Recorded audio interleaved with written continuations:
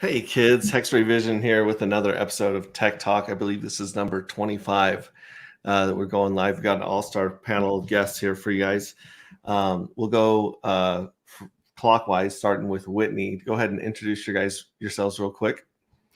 Hey all, I'm Whitney Magic, and I am an educator in the space. Particularly, I'm really passionate about bringing conscious women into crypto and specifically into the pulse chain world to build financial freedom and wealth that way. My biggest jam and my goal for myself is to bring 1,000 conscious women into crypto. So that is my passion. That is my dream. And yeah, that's a little bit about me. All right, I go by Proof of No Work Dev. I'm a Pulse Chain founder. I developed my own tokens called Proof of No Work and Proof of Some Work. You can find me on X or Twitter at PONW token or at PONW crypto. And I'm most active on Telegram at t.me/proof of no work. Cool. I'm Crypto Coffee online. First name is Matt. I'm sure you could really find me if you wanted to, but yeah, I've been in crypto since 2015. Riding all the cycles, educator, sell courses, hexpassiveincome.com if you're brand new to crypto. Shameless shill. But no, I really can't help you get into crypto and save hundreds of dollars in mistakes, thousands maybe, months worth of time in the learning process. If you're brand new to crypto, you got to get something like hexpassiveincome.com. Excited for the bull market ahead. That's it. Awesome. I'm Rachel, or Fashion Coder, or Crypto Bestie. Any of those work. And I am a content creator in the space, mostly on YouTube or Instagram. So it's Fashion Coder on YouTube and Fashion Coder 6 on Instagram. And I just love being a part of this space, helping people get into crypto. And I do have a website as well with a couple of courses on it. And it's cryptocompetent.com. So it's all for beginners. And I've just loved doing all of that. So that's me. Brandon Davis, aka Rags to Riches, is how most of you guys know me. I think I've been in crypto since 2013. I was not successful for about 80% of that time, and I think that my purpose in this community was to try to create content to keep people together in this bear market. And now that the bull run's coming back, I'll probably disappear until the next bear because I think that's where I'm best served. Co-founder Tex and Token, amongst a couple other things that will be coming out soon. And I like to talk about politics, and I like to talk about things that also matter in the world, not just cryptocurrency, and tying them all together. But do not like, comment, or subscribe. Thanks. Awesome. I was just telling these guys in the green room that I try my best to help onboard and walk my family and friends through crypto, and I'll spend a couple hours on the phone or in person, and then the next day, or I'll hop on YouTube, and either Whitney or Fashion Coder or Coffee, they've got this perfect 1-minute clip that explains everything much better than I did, and shows it really well. And so yeah, if you guys are working with onboarding friends, fellow relatives, coworkers, everyone here is an amazing resource. 4 of these guys all have courses to help you guys or help onboard new users.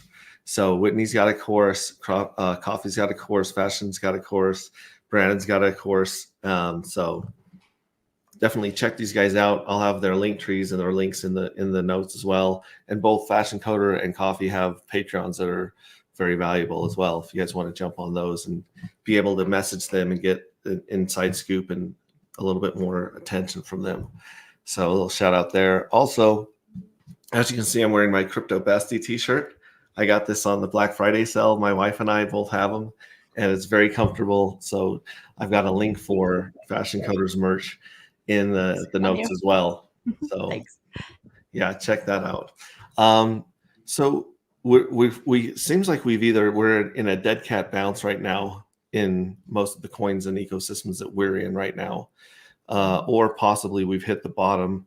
What do you guys want to say about that real quick? Just price action going on this week, since that's the most relevant topic. Go ahead, anyone. You talking about Is it crypto in long-term general? holds? I'm talking about more like the RH ecosystem. You know, we've seen Pulse take a bounce. We've seen Hex do a little bounce. Texan, we've seen bounce. And so I'm wondering, is this the bottom or is this a dead cat and there's more pain to come in our ecosystem? Because we've seen Ethereum and Bitcoin start rising up and getting more action and kind of coming off a floor. But we're still kind of chopping at the bottom, it feels like. What do you guys think? I think that we saw just one of these lone wolves or a handful. They get freaked out and they try to dump the market. They try to extract value, lock in their profits, whatever the case may be. And this past week, we saw it dump significantly. However, what was nice was to see how well defended we were, and we got bought back up. 50% of that wick got bought back up. And where we did drop down at the very bottom of that wick, it was still a higher low. And in my mind, as long as we keep making higher lows, in light of everything that's happening right now to our community, we're not at zero. That's amazing. I don't think that we would be at zero because there's nobody else like us out there. So I find that bullish. It was good to see us dump so hard and get bought back up so quick. And I'm okay with that. I've been noticing too how I think if we want to rewind back in time, like we can get very much recency bias around where we are right now. But even just a few months back, before crypto was really like, I mean, if we want to go back just a few months back, we were feeling very much like this energy of kind of like what's going on. And remember in crypto, like we, especially in our community, we just need a small little like pulse per se and hit for things to roll and for the sentiment to completely change. So I think this is exactly where we just were a few months ago. And it's just kind of like we're waiting for the next thing, but we can sell our positions. But the thing is, then you're just going to keep chasing the next, like once some energy and momentum keeps moving.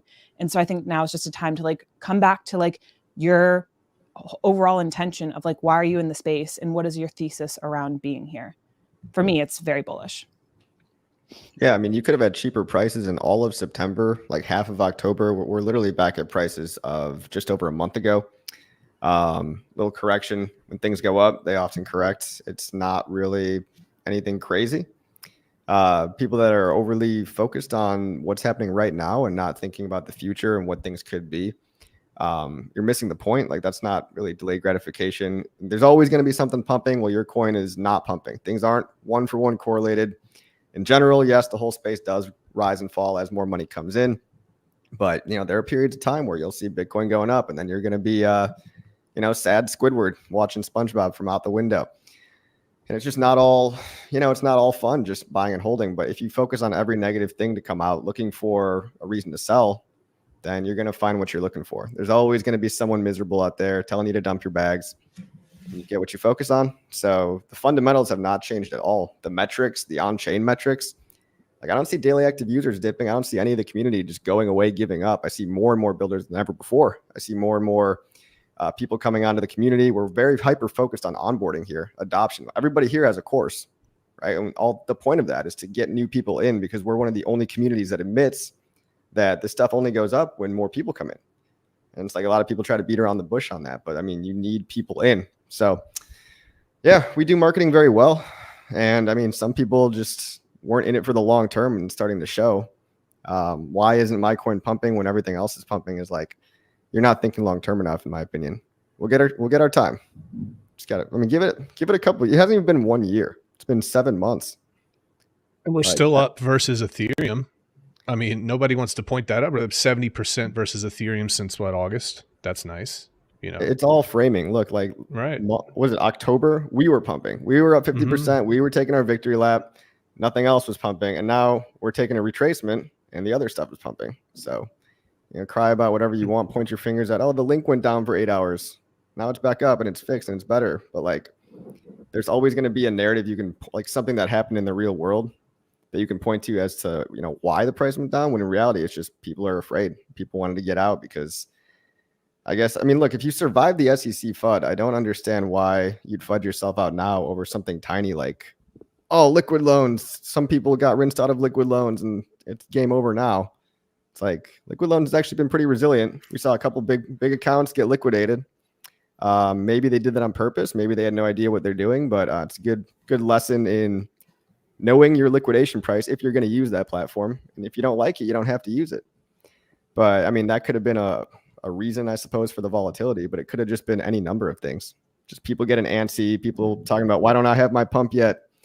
And people feel like they've been holding for a lot longer, but they really haven't been. They've been waiting for 2 years and they've been holding for 7 months. So, yeah, I think in my opinion, I've been in crypto for maybe since about 2016, really. And historically, whenever Bitcoin has started to rise, it usually rises alone. And then the funds from that start to leak into ETH. And then the funds from ETH start to leak into the other EVMs. And it's very much a trickle-down economy. So typically you'll see Bitcoin run first and then the altcoins run second.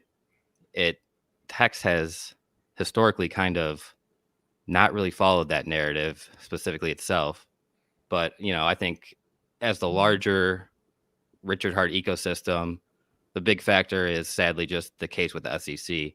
And I think people are kind of anticipating on the 18th here, the next court case with Richard, that he's probably not going to respond.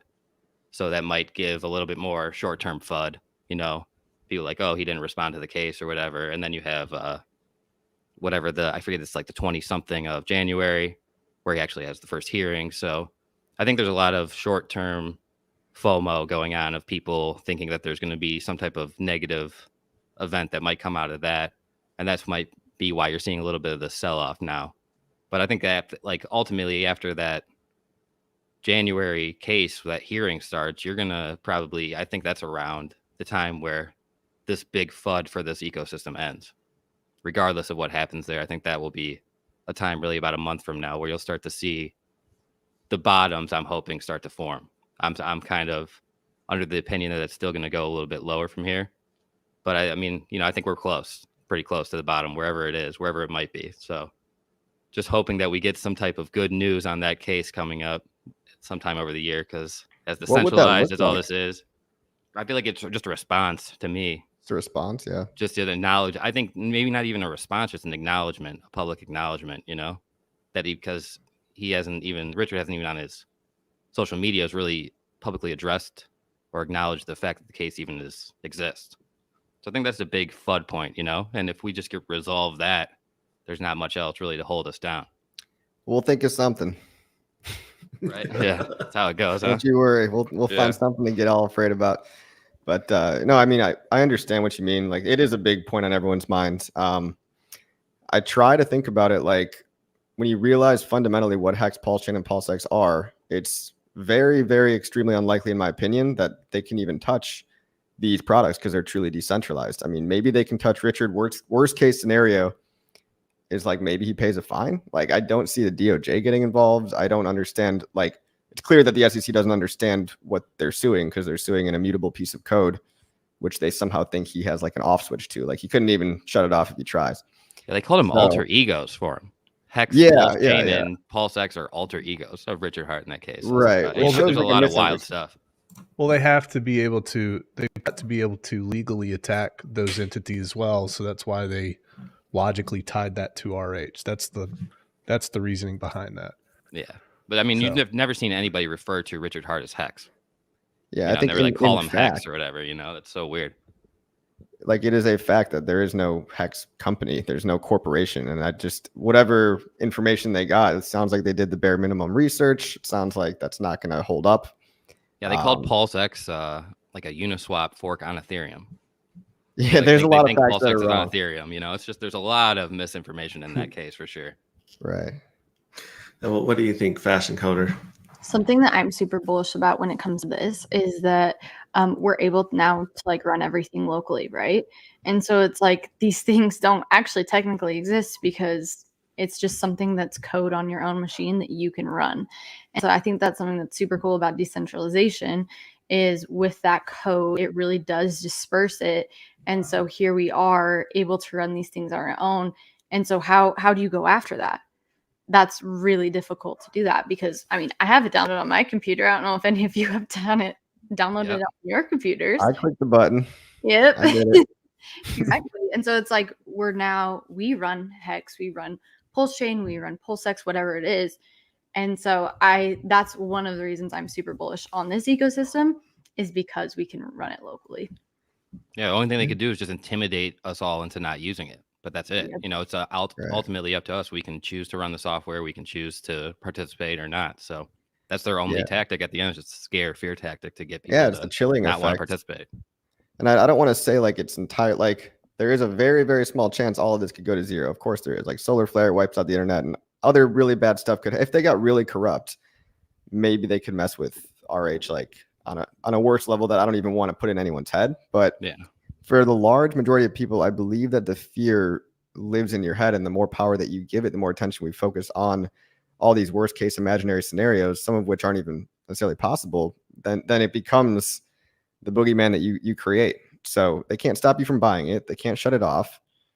And so I just think putting out a message of confidence, like what Richard has been doing, is he changed the front end websites to partially as a decentralization move, you know, a chess move, 3 steps ahead. But I believe somewhat of that was just sending a message to say that when you fake Richard Hart in the chat, saying that when you run this code, you're not running a website. The code is not the product. Richard Hart is not the product. So it's in a way sending a message of, look, what these products are is like, it's not a website. This website's a list of links of all these different ways you can run the same underlying code on a blockchain run by hundreds of individuals across the world. I mean, if you look at the people signing the Pulse Chain petition as well, it's like over half of them are not in the USA.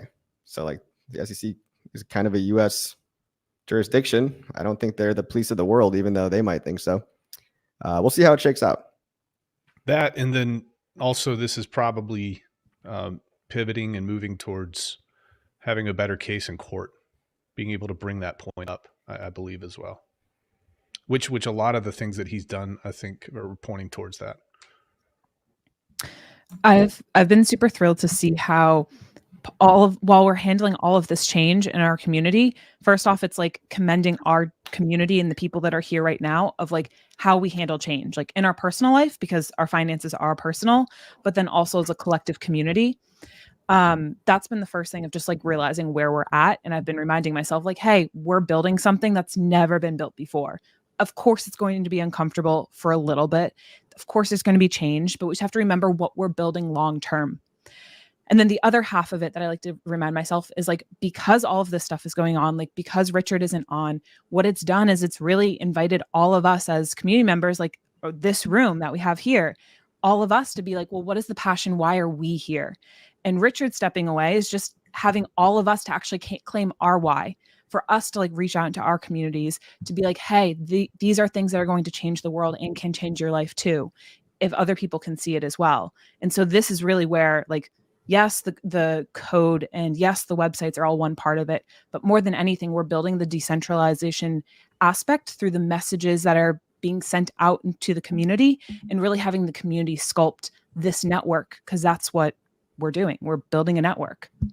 It's great. Yeah. It's like, I call it like the new frontier, right? It's like we're building a digital nation and it's all what you make of it. There's so much opportunity here. And some people are, making their stakes and saying, hey, I want to fork this protocol or that thing, or make this coin, or I want to have this role in the community, and people are stepping up to the plate. So I really appreciate everybody. The fact that there's, thousands of us online all adding something, and not just, most of us aren't just sitting around complaining and bitching and whining. And, for those people, like sometimes maybe you are better off just muting social media for a while in general too. I mean, I know Twitter's not the most mentally stable place in the world. You're going to get like the most emotional responses because it's all within 280 characters, but no, it's also a huge time of opportunity if you see it that way, if you're focused on the future and not the immediate present, because the only constant is change, right?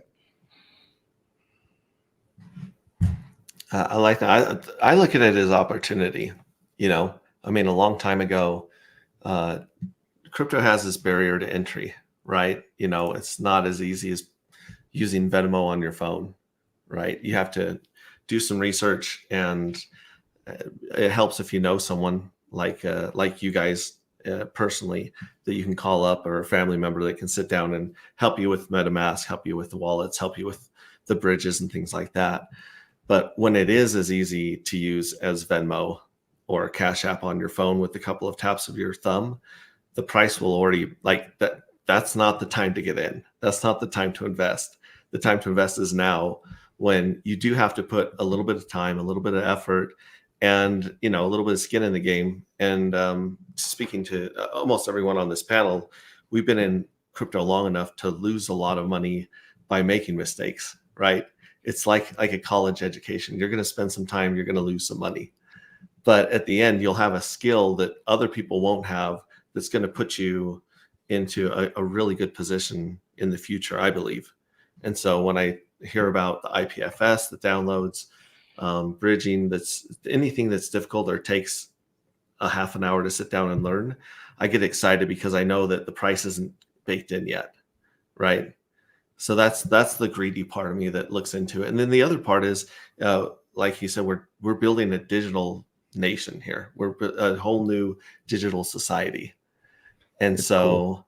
it's kind of cool to see the things that people are building throughout the ecosystem, and all the passion and time and effort that they put into these websites and these products and marketing and education.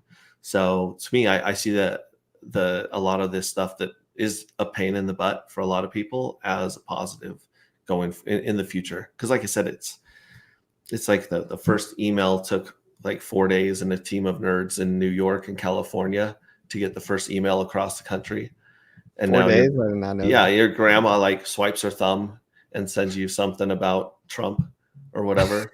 So like Yours too? it's yeah. So I'm just saying, like, when we get to that point where the user experience is easy and it's commonplace, everyone will have made most of their fortunes by then, I think. in That's crypto. something really helpful to know, is like, if you ever go on the early Bitcoin talk forums, like if you want a little bit of history repeating, a little bit of confidence and conviction, go watch everybody talking shit about Ethereum when it launched on a Bitcoin talk forum. Mhm. All the really smart guys, too smart for their own good, inventing every single reason of why it'll never work out. And you can even go farther back of like, everyone freaking out that why would I enter my credit card info on a website? How could I trust this website? It's not going to steal all my money. And now it's like, I mean, Pizza Hut was the first person to do digital commerce, e-commerce, I believe. And it was like revolutionary in the early or late 90s. And then you go as far back as electricity, right? And you could see all those, there was electricity FUD by Big Horse and Buggy. So, I mean, there's always going to be naysayers of all the new stuff, but we all share common ideals that we want decentralization, freedom.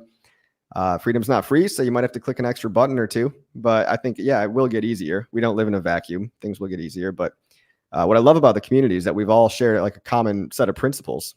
We all like decentralization. We all like getting rich. The gains and the freedom, they go hand in hand. And, we're going to see governments start coming for people's freedoms more and more. So it's a good place to be right now, where something can't be shut off.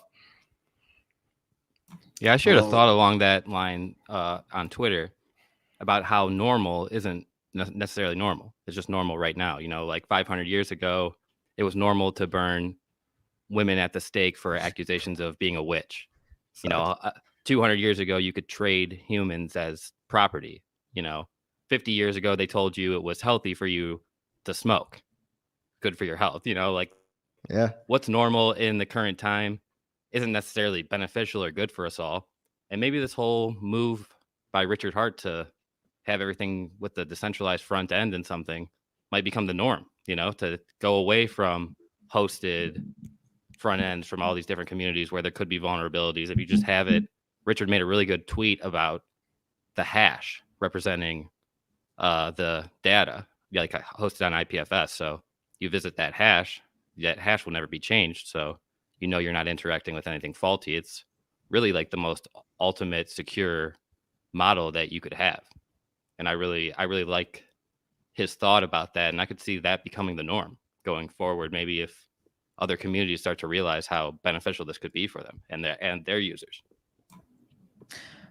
One quote I saw today on Twitter, someone else who is in our community said, if you're right too early, people will call you crazy.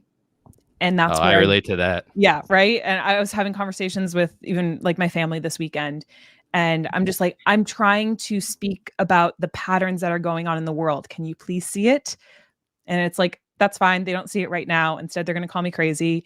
In 2 years, they're going to be right back being like, okay, Whitney did it again. But like, it's just noticing we're going to get push, but we have to stick to what our plan is. Yeah, we've seen them try to shut people off before, and it's all fun and games until they come for what you think is important. So, they tried to shut off bank accounts of gun companies, marijuana companies.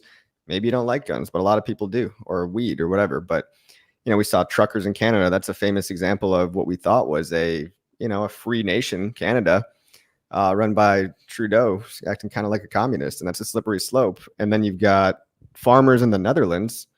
They had to like kill all their cows. I think they shut people's bank accounts off in the Netherlands too, under some BS narrative. I mean, it's the globalists, Alex Jones, but no, really, they are coming, and it's going to take a couple of examples of, oh, that'll never happen to me, and then it does, and then all of a sudden, I think this downloadable DeFi stuff will be a lot more in the popular culture. It's not only Richard too. We've seen Ivan on Tech. We've seen even the Liquidity protocol. A lot of protocols on Ethereum are maybe taking a play out of Richard's book, but they're also thinking about their own protocols. If it is really decentralized, you can't stop. I mean, we saw the UK censor people from downloading Bitcoin if you had a UK IP address. It's all these little things that are happening. It's like frogs in boiling water. Like, oh, that won't happen to me, but it sucks for all those guys, though. But what happens when it does? I think that's why we need Richard back. I think that's why we need him to start making some videos. And I think it would signal very, very strongly to not only Pulse Chain, but also crypto at large, and the influence and reach that he has on all of his social media, for him to stand in the face of Goliath and then say what's up. I think that's extremely important. And I think right now is a perfect time for that. I don't want people to get intimidated by a bureaucratic enforcement arm of the United States government, i.e. the SEC, and be afraid and have this narrative that Richard is running. I know that he has no problem sticking up for this community and crypto at large. So I would implore him to, this is a perfect time. Come back, start talking about it. Speak truth directly to the face of the SEC. I don't really think there's anything to lose as long as you're not implicating yourself legally. So I would really like to see that personally. I think after a formal process server serves him, if they do the bare minimum research or whatever they have to do with the Hog Convention, like I think then he'll maybe be a less legally tied. But by talking about it now would be an admission of knowing about it. You know what I mean? I think he's ready and willing. Personally, I just think it's like the process has to start. Yeah, I mean, I wish he would just take some of his tweets and start making 5 or 10 minute videos. That would go a long, long way. This and this isn't me like I can't tell the man what to do. I don't know what the man's thinking. I don't know the legal advice he's received. But what I will say is, if somebody else is posting on his Twitter, maybe he could say, hey, somebody posted on my Twitter this very, very interesting tweet, and let me repeat it back to you, because that's the equivalent of what he did with his 30-second clip or whatever it was back in the, I don't know, 5-6 months ago. I'd like to see him be up in front and center again. I hope that this isn't a silent martyrdom. I don't want that. Although martyrdom is pretty solid in a character arc, I will say that. So we'll see. I think he comes out guns blazing, but after the actual thing starts, like I hope feel like he's just like a chained up dog right now, ready to go to war. But that's just my wishful thinking. Me too. I completely agree with what Coffee's feeling. In my mind, I'm just like, all right, we all know Richard is very smart and brilliant with the way that he does everything, where it feels almost like a chess game, like a quantum chess game. He has all this calculated and also tied to the market and understanding the market sentiment, that I'm like, it's going to come. We just have to be, like, I always like to say in the RH ecosystem is like, he rewards the loyal. So it's like, as long as you're aligned in, things are going to be on your side. We're not sure how things are going to play out, but the important thing is we're playing and we're getting exposure to that. So curious to see how and when he comes out. Yeah, I don't view Richard. I don't view Richard as God. I don't view Richard as somebody has quantum mechanics built into his brain. I see Richard as somebody who did something incredible. And sometimes you ask for more than what you get, or maybe he was asking for this. But I kind of see the community in a way being able to help Richard through our message to him as well. I mean, look at all the things that you've done, Crypto Coffee, with all the content that you put out, and you talk about things and you speculate. Don't you think that he watches your content constantly, and probably his opinion could be shifting based on the ideas that you have? And maybe he saw the 3-hour video that I did with the lawyer, and I told the lawyer, act like the SEC. That's what I said for that video. And maybe he saw that. Maybe he came up with ideas. I want people to understand that we can support Richard coming up with honest, truthful, data-driven content to be able to deliver not only to us, but he probably sees it too. So he is a man, and he's an incredible man.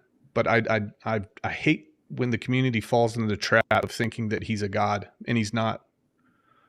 I want to help him out. Let's welcome Sloth to the stream. How's it going, buddy? You've been watching us, and you got anything to add about the market and I don't. IPFS and lawyers and the SEC?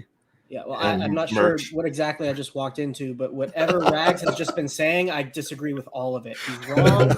Don't listen to him. Okay, I don't know. Just kidding. Wait, what are we talking about? Sorry, I just hopped in the middle. So IPFS, SEC. Well, tell people who you are if they don't know you yet, Mhm. and then where they can find your stuff, first of all. Yeah. And you also have a crypto course like everyone on this panel. So like if you don't have a course, I don't really have room for you on my panel. Right? Bro, I don't have a course, man. Well, I'm glad you did tell me that before the stream. He's proof of no work. He's not doing any work. What are you talking Yeah, bro, come on, man. Yeah, if you want to be on this stream, first create a crypto course. about? Oh man. So go ahead. Yeah. Go ahead. Where can people find you, and how do you get involved in crypto? Yeah, I'm Crypto Sloth. I'm a guy on the internet who talks about crypto sometimes. You can find me on YouTube at Crypto Sloth, Twitter SlothCrypto3, and on great streams like this one. Yeah, thanks for having me on, Hexray. I appreciate it. Always love coming on your channel because this is the first channel I ever appeared live on. Yeah, that was crazy. I remember that night actually when I was like, "Who wants to come on stream?" And you just popped up, and I was like, "Who's this guy?" and now you're one of my best friends. So it's yes, sir. Thank you, internet. I want to give a shout out to the people in comments. We've got Acrylic Art, Makai, our cat Kamimi. We got Crypto Compassion, Fashion Coder. You're in there saying hi. Whitney, of course, is in there. Hexicat, Red Squirrel. We got Norbert Nady, who was on last week, who brought us some good stuff. We got Swizzle Sticks, Crypto BD, Hex Ed, Double Down on 11. I love the name Double Down on 11 because I used to be a blackjack degen. He was saying, I think it's just dead. He's brought the FUD. Double Down says, how many zeros do you need before you call it zero? Swizzle Six says, did you guys see Silver's tweet? And I was going to cover that really quick here. Go ahead. Yeah, Silver was saying, get ready for the outflow of Hexgus. Join the cycle on gaming. 50% of communities is banned, not because I tweet this, blah, blah, blah. So he was basically saying, I hate crypto, I'm out. And your friend Sami actually made that video clip that I shared this morning where he was saying, if you hate crypto, then that's kind of strange because crypto is just a technology, like the English language or like trains. And he brought up the example how everyone was betting on trains and gambling on trains in the 18th century, right? They thought that the trains were going to change everything economically. So they were all gambling and just betting on train stocks back in the day. And so crypto is just the new technology that people are trying to, speculate on. So we got D3C Cal's talking about VRX, and then most Pretman was comparing VRX to BTX, I think, or BTR here. I haven't heard of those yet, but apparently they're on Pulse Chain. Mobius is in the house. Good to see you. Moon Mutt is in the house. Hey Moonmutt, you've got to send me your address again, because I don't think that the address you sent me is a real address, or I've got it wrong. So send me that and I'll get you your t-shirt. We got Richard Hart. I can't believe he finally showed up here. He invented these scams to steal your money. Imagine falling to hyperinflation ERC20 shitcoin and the ghost chain LOL. That's really weird coming from Richard himself. We've got Crypto Bear in the house, and he's talking about the amicus brief being filed. More Richard Hart here. My mental state, my mood changed lately. I can answer the amicus brief. Go ahead. One. Yes. The only thing to answer that is that it has to be submitted after a court process actually kicks off, meaning after Richard would get served, which he hasn't, because I don't know if you looked at the address they tried to serve him at. It was like the address of literally where an old Hex meetup used to be. It's like an office building in Finland. So it's like, tell me you did no research without telling me, bros. Come on, Gary, do better. But no, we will send it. We got Adam in here. Also, I've been giving out some wrenches. So if I see you and you're positive you've got a wrench, including I think Whitney and Fashion, you guys are both moderators on my channel now. Congratulations. Bird Dog's in here. Adam from Viber Finance, like I said. Maddie Allen, he says, "Sup, y'all? Appreciate y'all." Shout out to good Maddie to see Allen, Maddie man. in here. Then we've come a long way to burning hex at the stake. And then Swizzle says the spice is flowing through rags. Is that like the spice on Dune? Dude, I was watching that last night, actually. You were watching Creepy. Dune last night? I'm really excited for the sequel. Me too, man. Cool. Coffee, what do you think, man? What's the spice? Is that like that's like that drug that goes from through Dune. them? Yeah. From Dune. It's a hallucinogenic element on Arrakis, and it's the most expensive, the most valuable thing in the universe. I saw the South Park about it, so I pretty much understand. Makes your eyes blue. That's why. Wait, are you on it right now? Yeah. Well, yeah, look at his eyes. Can you tell? Yeah. We got Hexy Quinn in the house. And then Maggie says coffee's been making tutorial videos. Fashion Coder speaks Swedish. You do? Whitney motivating people to onboard. Rags says articles getting picked up by AI. Wonderful times to be in the right tech. Yeah, Hold on. insane. You speak Swedish? I had no idea.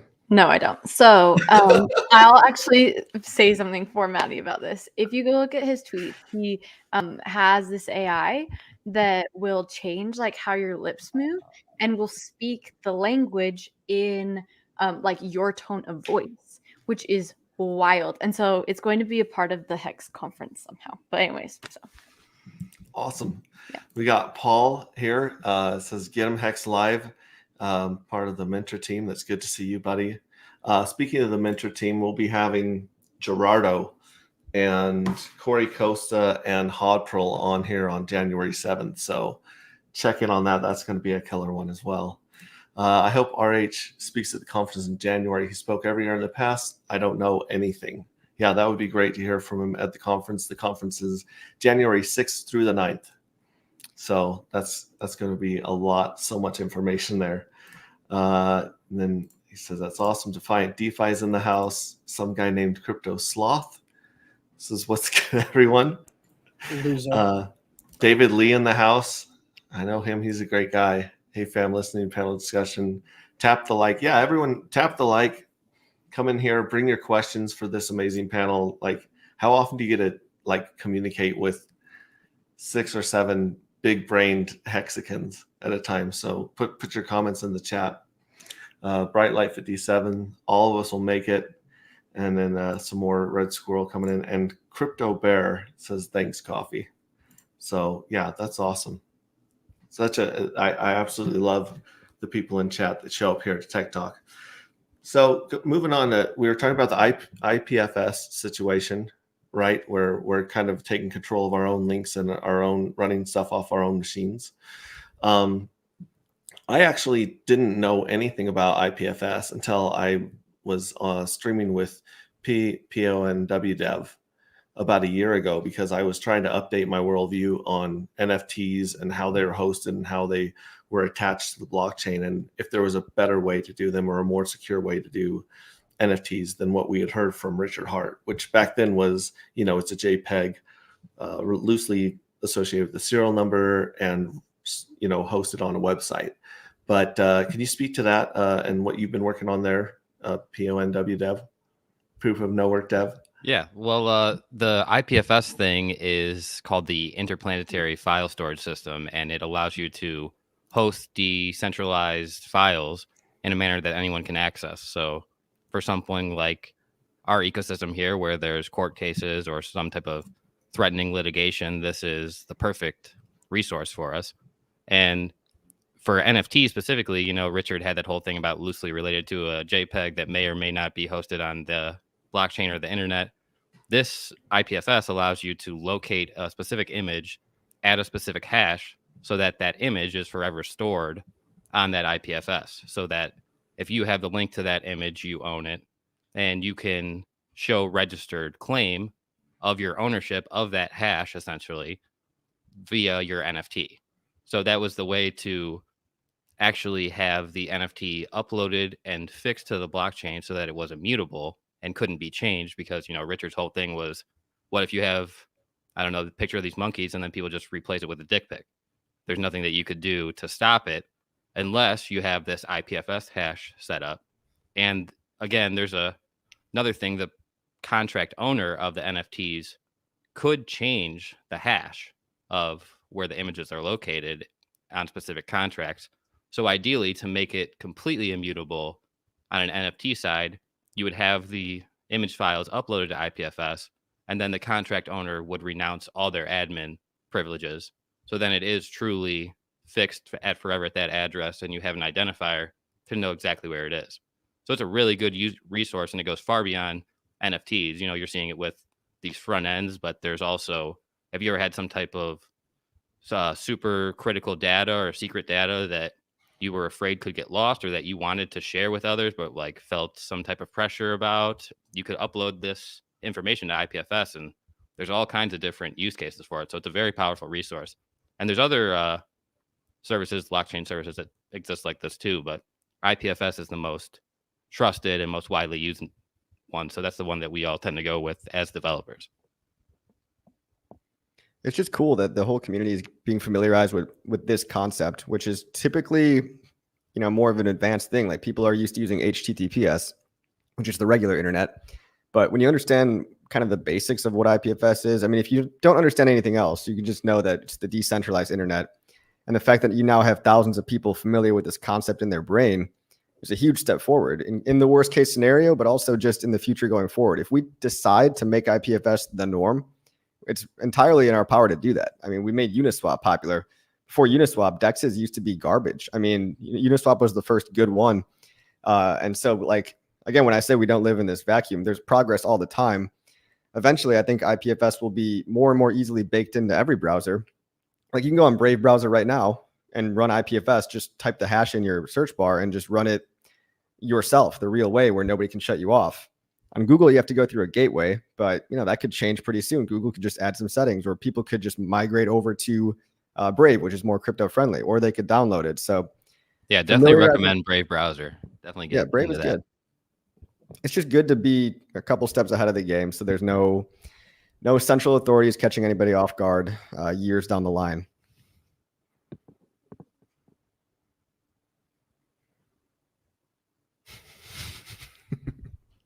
Yeah, I mean, look, you could download it as well if it's not that hard of a thing to do. People are like, oh, who's going to do that? Who's going to do that? But I mean, you've seen the Liquidity protocol copy this exact proof of concept. And yes, you could have, I mean, for example, if developers or Richard is listening, yes, you could definitely do some things to that homepage, that landing page, guys out there. I'm sure you're up to your neck with work already, but like a little call to action saying click here, because some people, they just read the letters IPFS, I think, and they just zone out. I don't know what happens in people's brains, but if you want to understand it bad enough, you'll figure out how to click twice. Or I think if you like click here button is a good idea, man, or like an arrow or something. Just saying step 1 or step, I don't know. That's a good point, because I do get people that are like, what is this? What do I do here? They don't even know to click, Yeah, I mean, it's not that hard, but yeah, we do have to think about regular people and just making it more easy. And hopefully we do live in a future that's, downloadable DeFi becomes the norm, or IPFS is baked into every browser, or people just start to associate, oh, Brave is the crypto browser, so I'll just use Brave for all my stuff. And you've got other projects on Pulse Chain like PHUX or Fame. They also have IPFS links. They've had those since day one. People don't realize as a backup option, they have an IPFS hash as well. So it's a good thing to have. It just takes a little bit of getting used to. Does Alex from Hedron have the Uniswap on IPFS too? Yeah, I'm pretty sure he does. I think that's there. Yeah. Yeah. No, the whole Hedron Icosa system is going through some updates that you've been talking about, Sloth. Do you want to speak to some of those? And if I hold like some Icosa and some what do I need to know about these updates coming up? Yeah, sure. So Alex is deploying some new contracts for Hedron and Icosa, basically adding extra functionality, adding extra utility to the tokens, and really with the main ethos of things being more interoperable.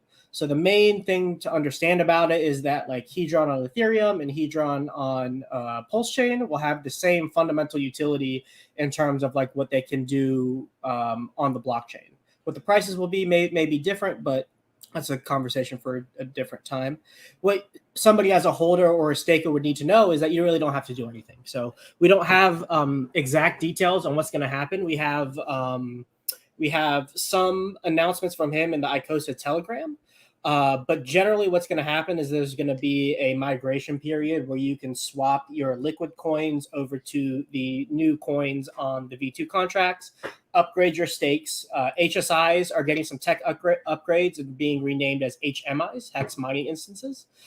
There's some upgrades to the auction house, but generally we're just kind of in a holding pattern. We're waiting for the testnet to launch to get the official mechanics on how things are going to work for the migration, as well as test out all the new features. And then if the testnet goes well for a period of time, then we'll get the details on the official migration for the contract. So I'm excited about it. I haven't been talking about it too much recently outside of the stream I did a while ago because there's really just not much to say. But I'm pretty excited about about some of those upgrades and some of the new features that it's getting. And my speculation on all of this is that this is kind of like the preemptive state that Alex needs to be able to plug in tokens from both chains into new things that he builds in the future. The one that I cite a lot is like a rocket pool fork. So like pooled Pulse Chain validators, where you can get exposure to the inflation of Pulse Chain through the validators without having to run one yourself. What's that whole thing with Icosa and Hedron? Were they going to combine them both into one contract so that it's one token? Pretty much. That's the general idea. There'll still be two different contracts, one on Ethereum and one on Pulse Chain. But like right now, the way it works with like the auction house is probably the best way to describe it, is that like if you were bidding on stakes on the Ethereum side, you can't use your P Hedron to bid on EHEX stakes, and the same for vice versa. With the new upgrade, you'll be able to bridge tokens from either side and bid on stakes from either chain yourself. And the cool thing about that is they're not priced in dollar value; they're priced in absolute terms, right? So like 1,000 Hedron, P Hedron, and 1,000 E Hedron will be weighted equally, independent on if you're bidding for P hex or E hex stakes. That's really cool. Yeah, I like that. I like it too. There's some cool mechanisms behind that, where how it could like support the price of one another as time goes on, but. It's kind of like it's really confusing, and this was like a criticism that it's gotten when he announced it, and I totally understand. It's like, oh my gosh, there's like 80 new things I got to learn on a protocol that's already pretty complicated. But I think after we get through this migration period and kind of like get us over that hump, the end experience for users is going to be much simpler. You basically don't have to answer the question like, hey, which one do I need to buy or where do I need to stake it? The answer is buy whatever you want and stake it wherever you want. And so it becomes so much easier for the end user and people wanting to participate. That's exciting. I know I've wanted to go and snipe some of the HSI stakes with the prices being so low right now, and it does take some a little learning curve to figure out the auction process. So that's cool. It's going there. We got a shout out to Inviting Freedom, Ryan Lopez, Mudhog, Toby One. We got just an all-star chat and an all-star cast both. Like, this is great. We got Davis in the house. Good to see you, Davis. And of course, that Chad Donnerschwanz. Do not Google what Donnerschwanz means in German. Crypto Sloth is the recommendation to not start new stakes for Icosa Hedron until this new upgrade's rolled out. I was thinking and just compounded the restakes for 360 days. Am I screwed? Yeah. Also, first, Toby, great to see you, buddy. I've been enjoying your tweets lately. So you can do whatever you want still. Whatever you do, you'll be able to migrate over to the new contracts exactly how it is. So if you compound and then you lock yourself up again, you'll be able to upgrade those stakes into the new contract. So it'll be like nothing happened. So whatever you've done or whatever you plan to do, just keep doing your plan as normal, and there'll be a way for you to migrate over without, losing out on any tokens, basically. So yeah, liquid or staked, you should be able to migrate over, no issue. Exactly. WhatsAs will be able to be upgraded too, and then HSIs will be able to be upgraded to HMIs as well. So everything you have will be exactly the same over. You'll just have to run like a couple transactions. Cool. And now we got Hex Clips in the chat as well, saying great stream, guys and girls. Thank you very much. So now going on to Pulse Chain and Pulse Chain growing, we've had a whole week to watch liquid loans and what's going on with them, and that's been insane, just the activity that's been happening around liquid loans. Have you guys been on there and played around with any of the staking or loaning yourselves? I haven't, bro. I've been full degen, just buying the USDL. When it goes down below 90 cents, I buy it, or 93 cents, buy it, wait for it to go to $1, sell it. That's how I've been making money off liquid loans. Yeah.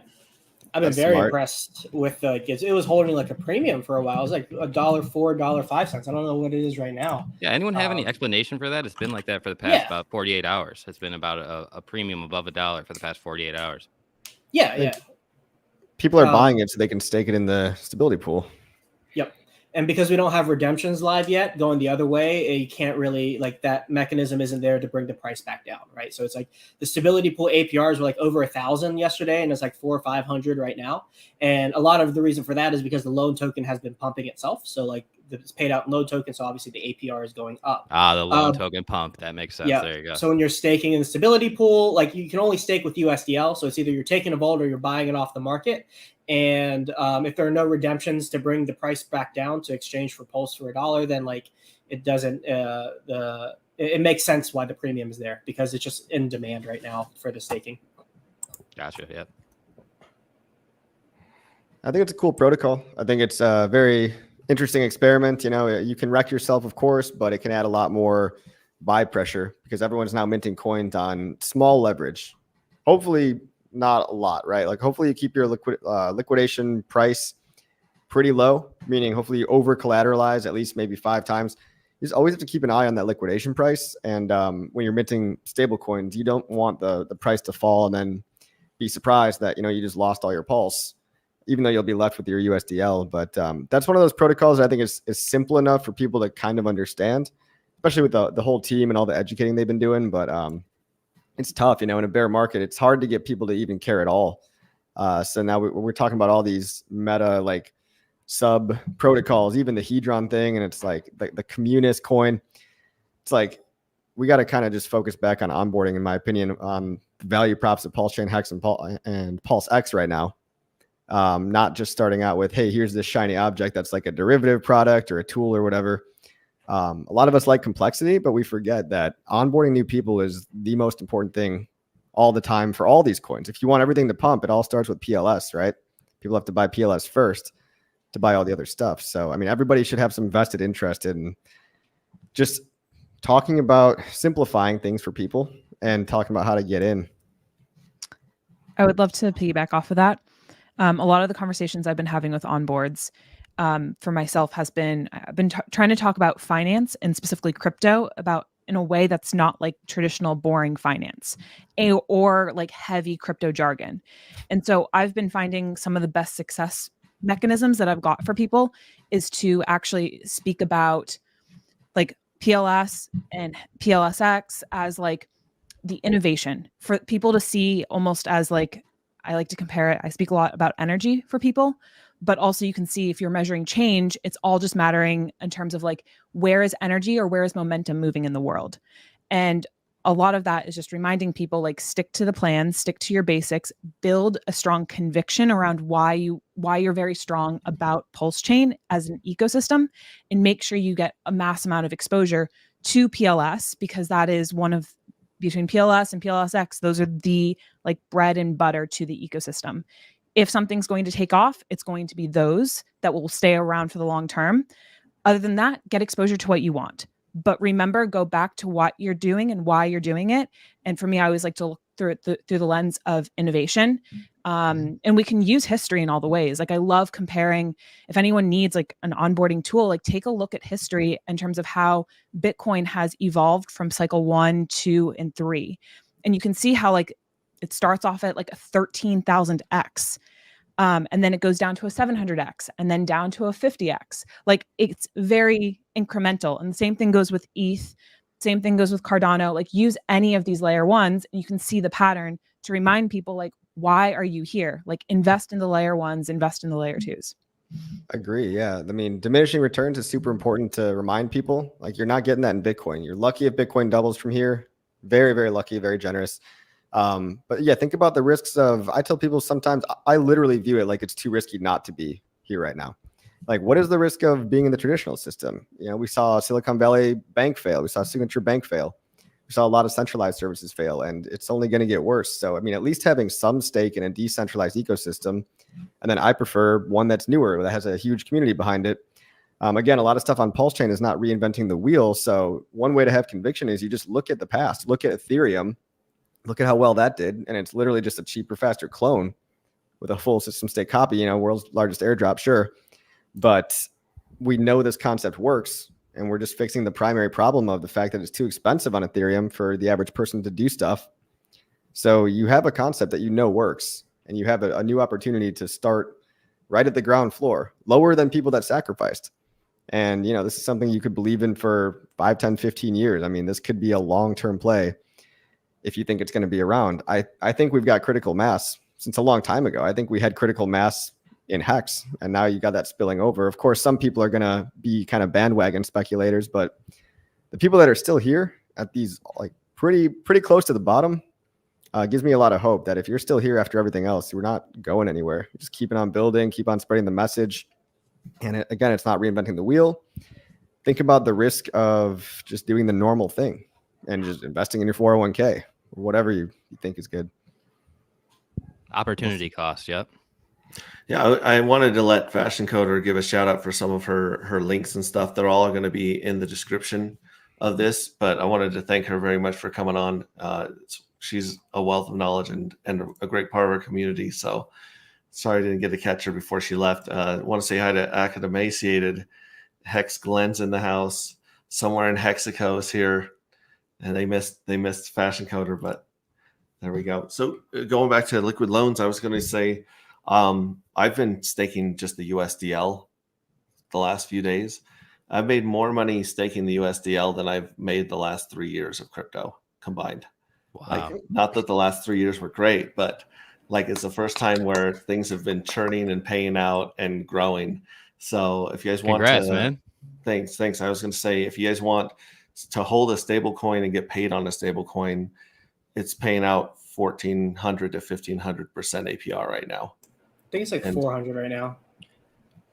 You're thinking a stability pool, but yeah, the stability pool.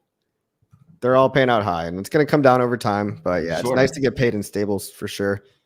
I moved mine over to the liquidity farm. I don't know if that's going to be. I don't know if I jumped the gun, but they're going to gauge that pool like any minute now. So I'm positioned in there. Can you explain the difference between that, man? What do you mean? So you said the liquidity farm versus the pool. What? Sorry, liquidity pool farm on Fux. Oh, okay, my bad. Yeah.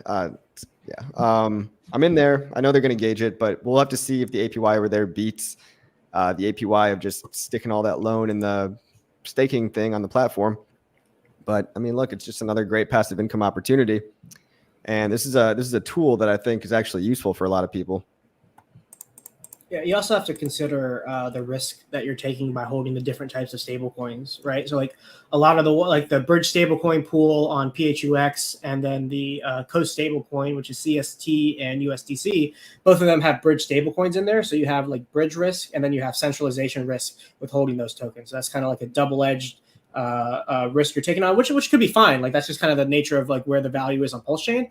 But with like a USDL stability pool, your main risks are obviously the contract risk with USDL and some Oracle risk. And like the risk profile of that is very, very different than the risk profile in the PHUX stability pools. So like, yeah, it is like Coffee said, it's good to see which APRs are paying higher if like the difference between the risk is negligible for you. But like if the difference in the quality of risk is significant, like I would really take that into consideration when parking your stable somewhere. It's tough, dude. It's like, how do you balance? Because it's you can really tweak yourself out in either direction. Like smart contract risk, who knows if they're unknown unknowns in the Oracle or whatever. Like, luckily, Fetch, I mean, they responsibly disclosed critical bugs that were in Teller. And we're just lucky that we have a good team and good devs. But there's always 0-day exploits, just like there's always the existential risk of the government coming down on anybody, or USDC saying we don't want to allow anybody to bridge stables anymore. Like, I mean, I could invent imaginary horribles. We just, to quote Richard, I guess we're lucky any of this works at all. Pesa Dude says, Buenas tardes. Nice to see these familiar faces in one spot. Thanks. Good to X-Ray, see you. can I shill something real quick, dude? Please do. All right. I am going to starve myself. I'm going to starve myself for the next 72 hours. All right. I've never fasted for 3 days. I might have fasted for about 24 hours at one point. So I'm going to fast for 3 days. And this came out of a stream where I asked people, what would you like? How would you like to see me suffer in exchange for maybe getting some money for some folks who need it on Christmas? All right. So you get to pledge for every hour that I don't eat something. You can pledge like 50 cents or $1 or whatever you want. So this starts for me in 3 hours and 53 minutes. And quite frankly, I'm not looking forward to it. Oh, you're going to suffer, man. Oh, I know. 72 hours is a long time. And I'm going to stream and give you updates. And so here's the deal. If you go to my Twitter, I've got, if you want to do Venmo, I put my Venmo there. So you can just send money. Or if you want to wait to see if I break or not for the whole 72 hours, you can certainly just pledge something per hour, 10 cents, 50 cents, $1, whatever. And then once I get the money, if I make it 72 hours without dying, heart palpitations, all that sort of thing, I'll figure out a really cool way to do something neat for folks on Christmas and do it live. So people can like see that I didn't take the money for myself, because we are in crypto and that's what weird people do. So I wanted to shill that. And if for nothing else, you can come just see me suffer. Probably once every 4 hours, I'm going to stream. All right. Is this food and water? Or are you going to be sipping water during the 72 hours? I am allowed to have electrolytes with no sugar. So I've got my special electrolyte mix, which is like, it's solid. So I'm going to be dying, going to be crying. I'm thrilled for you for this. Just like the fasting process, you're definitely going to lighten a lot. And who knows what you'll leave behind, but you'll be making space for more. Yeah, that's what they say. So I'm going to be praying to God once every 5 hours. Apparently, when the food cravings come, you're supposed to pray and meditate. So we'll see what happens. Maybe I'll do it on camera. Well, going back a couple of Christmases, you sponsored a family. Correct, a father and his daughter the first year.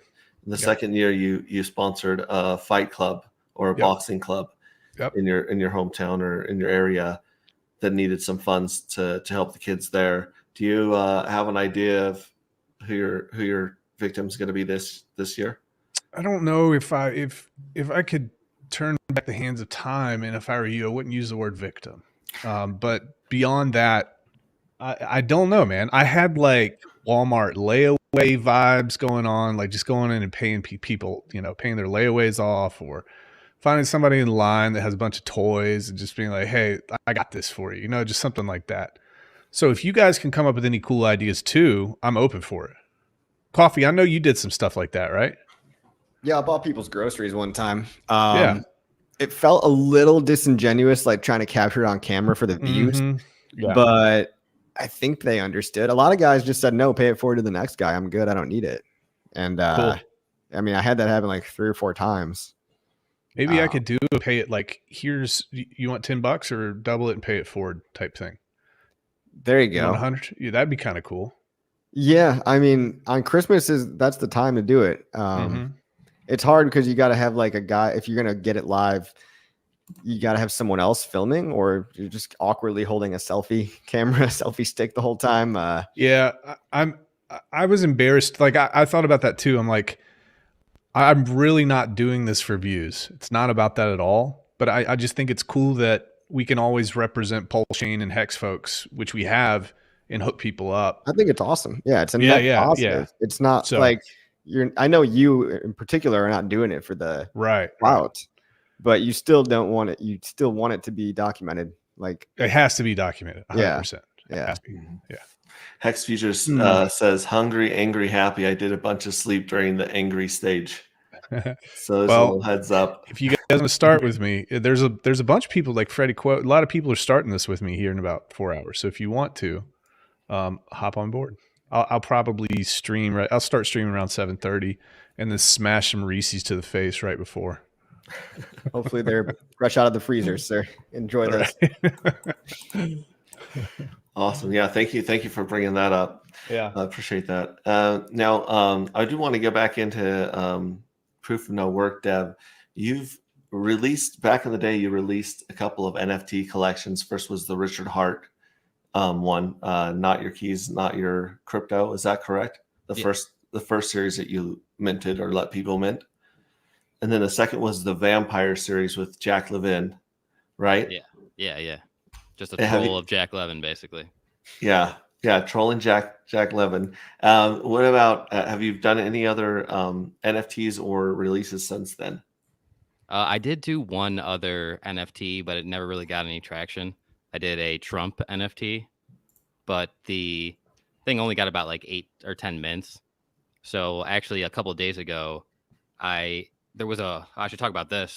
There was a vulnerability inside of Third Web smart contracts, a lot of them. Then it wasn't just specific to Third Web. Third Web is a service that a lot of people use on Pulse Chain to create their smart contracts for their NFTs. And so this Third Web service had something wrong with their approval function, I believe it was. And it was giving unlimited approval in their contract to spend like your entire balance, basically. And so they uncovered some exploit with it and they solved the problems inside of their smart contracts and offered the ability to move to a new one. But these contracts all had this vulnerability, so they had to be migrated or moved to a new contract. I'm actually in the process of doing that right now because I'm waiting on Third Web to get back to me.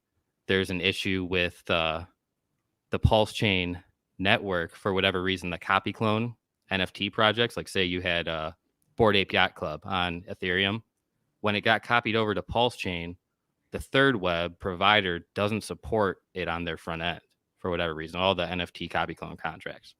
So there's some issues with that there, but those contracts have to be migrated all to a entirely new contract, and they were locked. So there's a interface. If you have deployed a Third Web smart contract or an NFT contract, you should visit the Third Web site. Believe it's called migrate.thirdweb.com or something like that. And you'll need to lock your smart contracts that were deployed before November 22nd, I believe it was, to make sure that this vulnerability is no longer active to any of your users, and migrate to this new contract. You also make sure, I told everybody when this launched and stuff too, to make sure to remove all of your NFTs that may be vulnerable, have this from any marketplaces, because when you post them to the marketplace, you give them an approval, and that's where you can be exploited. So does this let them steal your NFTs or other coins as well? I think the issue is it's an unlimited approval for everything. For your whole wallet? Your whole All your wallet, I coins. believe. Yeah, I believe that it can steal. It might not be able to. I didn't look into the details of the exploit, to be honest. Yeah, But I'm glad I don't touch those things. I can speak on that for a little bit, because I looked into that a decent amount, because there's a lot of the Tangang NFTs are minted on Third Web. Basically, it looks like the end problem was with the Open Zeppelin APIs, which are used more broadly in the Web3 space. Yeah, that's why it doesn't and just what- apply to third web. It's Yeah. on multiple contracts. Yeah, the one vulnerability that I saw, or the one when I went through the audit, the one biggest problem that I saw was the ability to potentially add in new functions to a contract that's already been deployed. So it's like you could add in new functions to run on that smart contract, and you could basically create a function that maybe drained a wallet that had approvals for that contract for like that specific token and stuff like that. And those vulnerabilities were only relative to like what we saw on the third web contracts. I don't know if we've gotten any more details on exactly which library on Open Zeppelin it was or not. But it was actually, when I was reading, I was like, this is actually pretty scary because there are greater implications for web, not just like Pulse Chain, but like Ethereum and any smart contracts that have ever been deployed. But for the most part, it seems like it's going to be okay. But from your understanding, it was isolated just to the asset that was approved on that contract. It wasn't. That's like, my understanding. That's my understanding. Yeah. Yeah, because I've heard conflicting information. That I've heard that side of the story, and I've also heard that it might be able to get to other tokens that already had approvals on them. Because, like you said, you could push that these new functions to the contract, so you might be able to access something, a part of that wallet that already had an approval. But that wouldn't make a lot of sense for another contract to be able to access another contract's approval. So hopefully that you are right about that. Hopefully, but anyways. But yeah, that's definitely something to pay attention to. Definitely look that up. Visit thirdweb.com. Look into what they have to say about all that, and do your own research here. But my projects, the NFT projects, the Vamp and Your Keys, Your Crypto collection, are actually currently paused, and I'm waiting to migrate them. I did that about a day or two ago. So the ones the Vamp collection sold out on Pulse Chain like within, I think it was like day one, because it was a part of my sacrifice. So people kind of tried to exploit that a little bit and minted a bunch of those to get a bonus. The Your Keys, Your Crypto collection, the Richard Hart tribute, had about 1,300 of the 500 or 5,555 total minted on Pulse Chain, and I believe it was like 600 or 700 minted on Ethereum. So only had probably about 20% of all of them mint out so far.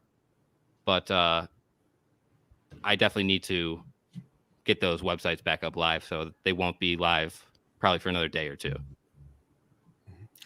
Cool. Let's address this question real quick from Smart. Small Smart Decisions. When will we make a push to get on more exchanges for Pulse and Hex? What do you guys think about that? And then we'll go into back into Pulse Chain. I first think, just to kick this off, if anyone hasn't seen on Coast this week, I think it was this past week, they announced that now we can directly buy Pulse and PulseX on there. Personally, for someone who's been onboarding a lot, especially of women who are not crypto savvy, this has made my life so much easier. And also, like, on one thing on Coast, one thing that I've really enjoyed is that you can also offboard your USDC. So any stables on there as well. So that makes it really easy for the user experience for people. Instead of having to go through Coinbase, you can literally bring your USDC in through ETH, through Ethereum, but then you can also buy your Pulse and PulseX. That's been one godsend that I'm like, thank God that is here. I would love to hear if anyone else has any other thoughts around other exchanges, but that's like a big celebration for this week. That's incredible. I mean, that's absolutely huge what those guys did. GainPulseChain.com if you want to buy not only stable coins, but you can buy PLS, PulseX, or Hex directly, PHEX. No need for gas, which is a huge onboarding problem in general, just the fact that you even need gas as a concept. So shout out to those guys, Stoic and the whole team. It's amazing. And there's a referral program. I don't know why I don't see more people shilling that referral program. Like, it's the one-stop shop for everything you need to do. It's new, but as long as it's up and you just get right into the coins that you want, even if you're worried about stablecoin risk, just get your stablecoin into the coin that you want quickly, and then you don't have to worry about that. So really awesome. But yeah, more exchanges, I guess, would be good. We've got Gardarian, we've got StealthX, we've got Change Now, we've got what is it? At Pulse LN, you could buy PLS with Cash App. So I think we've got 5 on-ramps there that I just mentioned, but Kenga.com, Kenga.exchange rather. That's in Europe. So a lot of crypto is not in the USA, but it is hard to get listings in the USA. So I think the Pulse Chain Foundation was going to be working on that, from what I understand. But anybody out there, you can just go to an exchange, go to their support team, ask that Pulse Chain be listed.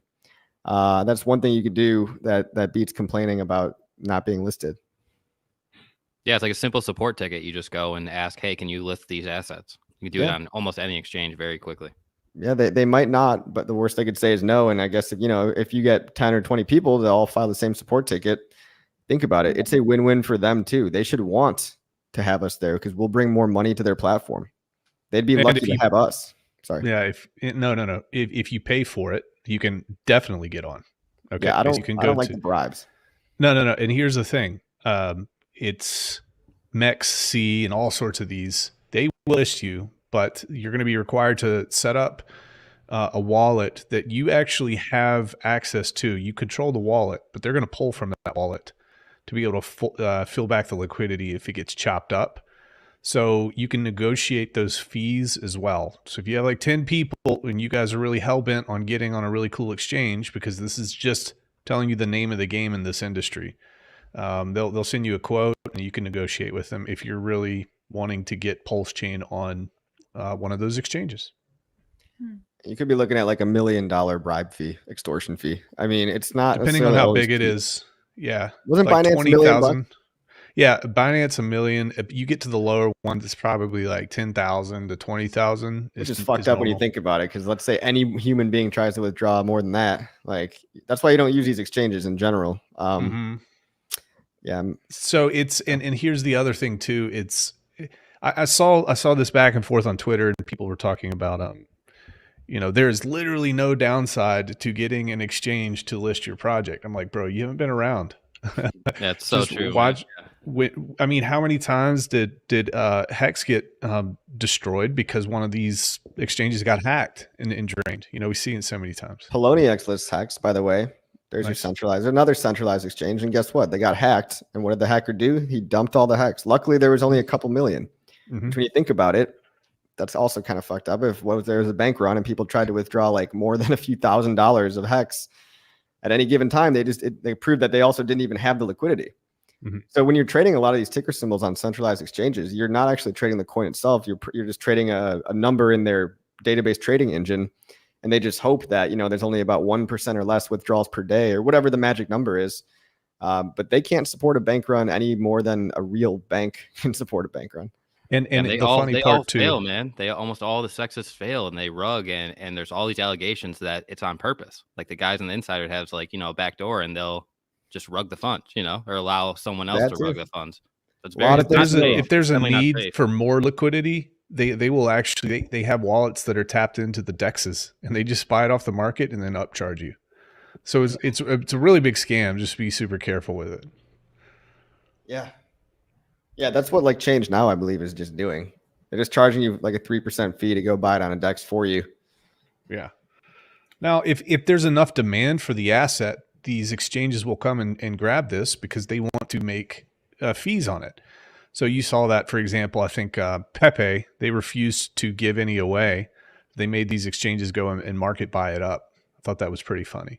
But they will buy it up and they'll gobble up that market share and they'll make fees off of it. So that's something we can look forward to in the future if and when Pulse Chain gets there. Yeah, something I was really excited to see this week was the limit orders coming in, being available, and I believe that was through 9mm, wasn't it? Tetra. Tetra started opening, so you can do limit orders, which is a great way to DCA in and out of coins. Way better than trying to time the market or watch the charts and try to find the right time to enter or exit a coin. Does 9mm have it too?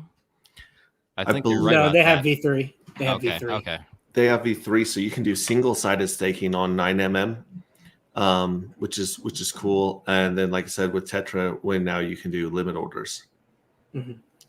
So, yeah, that's really exciting. Tetra is something that I think a lot of people are really waiting for that to bloom and launch with a lot of stuff, because just what I've been doing, and Barista also is coming out with a front end, so they'll automate a lot of your strategies that you're trying to do. If you're trying to yield farm or roll or compound some of your fees and yield, then they'll do that automatically.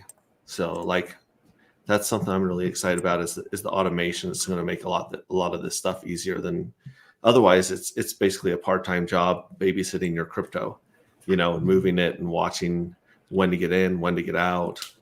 I just that hope kind of it things. works, dude. I hope hope it's safe. You mean the barista or the Tetra?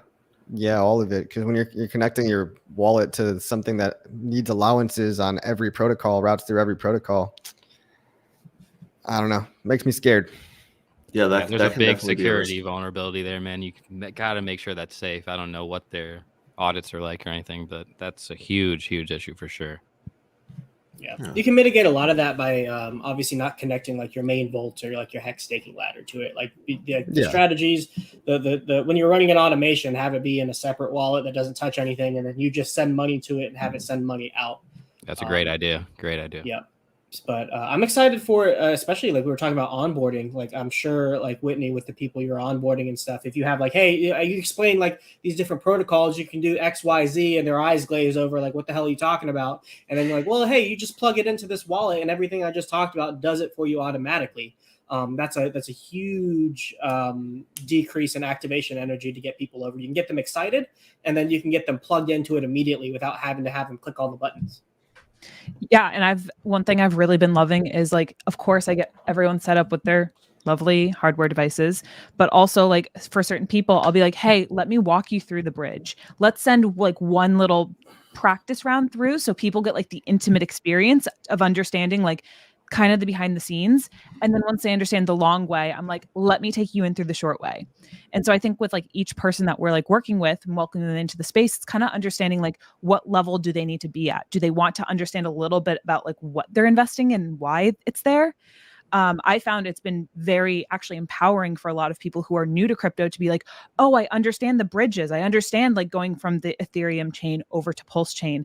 And they can literally see like the bridges clicking in their mind of like, oh, it's just going across the bridge. Oh, I'm taking empowerment of cash in my hands.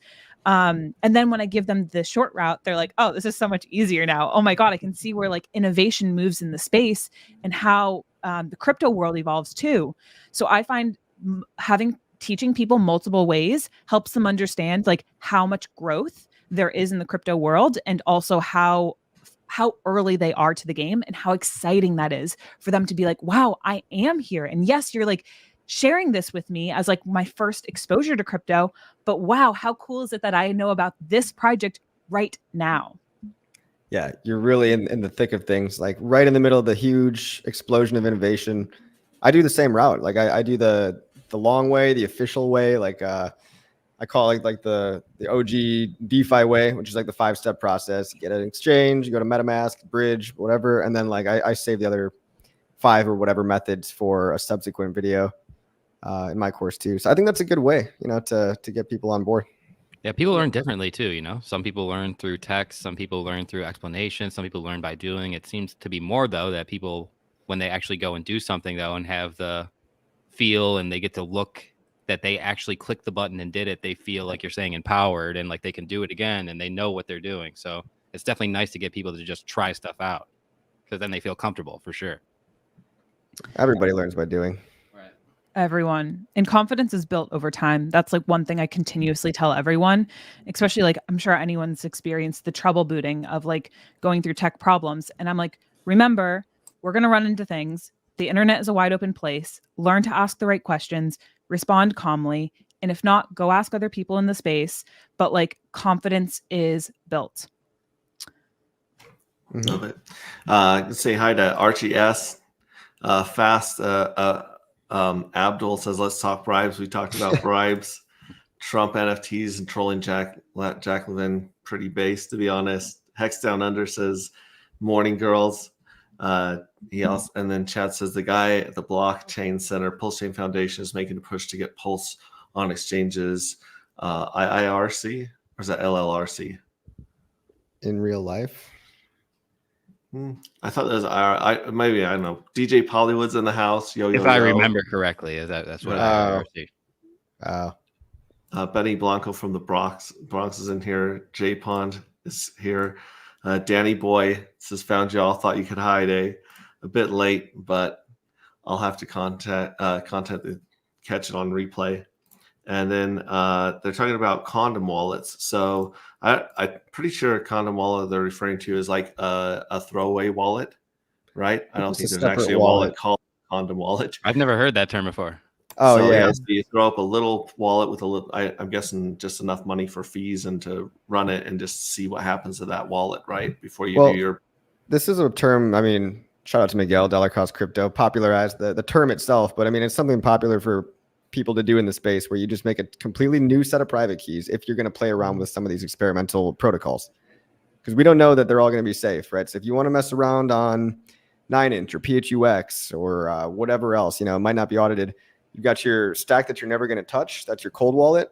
And then you've got a condom wallet for potentially risky stuff that you don't trust as much. So maybe you've only got 1/10 of your portfolio on there, but you want to try out a new protocol. So it's a really important concept. And what you can do for that is make a different user within your browser. So in the upper right-hand corner of your Chrome or your whatever browser you use, you can add another profile. And so adding more profiles lets you set up a new instance of MetaMask on that profile, which means worst case scenario, if there's some bug that wipes out your entire address and maybe even addresses connected to that, or maybe somebody steals that private key somehow, you're always going to have your nest egg. You don't have to worry about it. Wallet that only touches dirty places, right? Or, it doesn't even have to be stuff that you might not know. You just don't know if it's dirty or not. It's a condom wallet because you can plug it into anything. And then we've got, it says my hexes will never touch that wallet or touch any other dApps. I used to call those wallets sloppy wallets. So going on with Pulse Chain, I'm really excited mostly about a couple of projects that are going to be built on top of Liquid Loans. The Up and UpX, I've been following Haunted and that group to see if they can pull off their use of the Haunted strategy to buy and burn their tokens and create a token crisis on there. They've been pretty interesting as well. And then obviously, I can't remember the name of the other one right now. It's in my charts. I'll have to look it up. But go ahead. What do you guys think the masses will shift from Ethereum over to Pulse Chain? Like how much pain has to be in the Ethereum ecosystem for people to really realize that unless they're a whale, those fees are going to get in the way of them just functioning?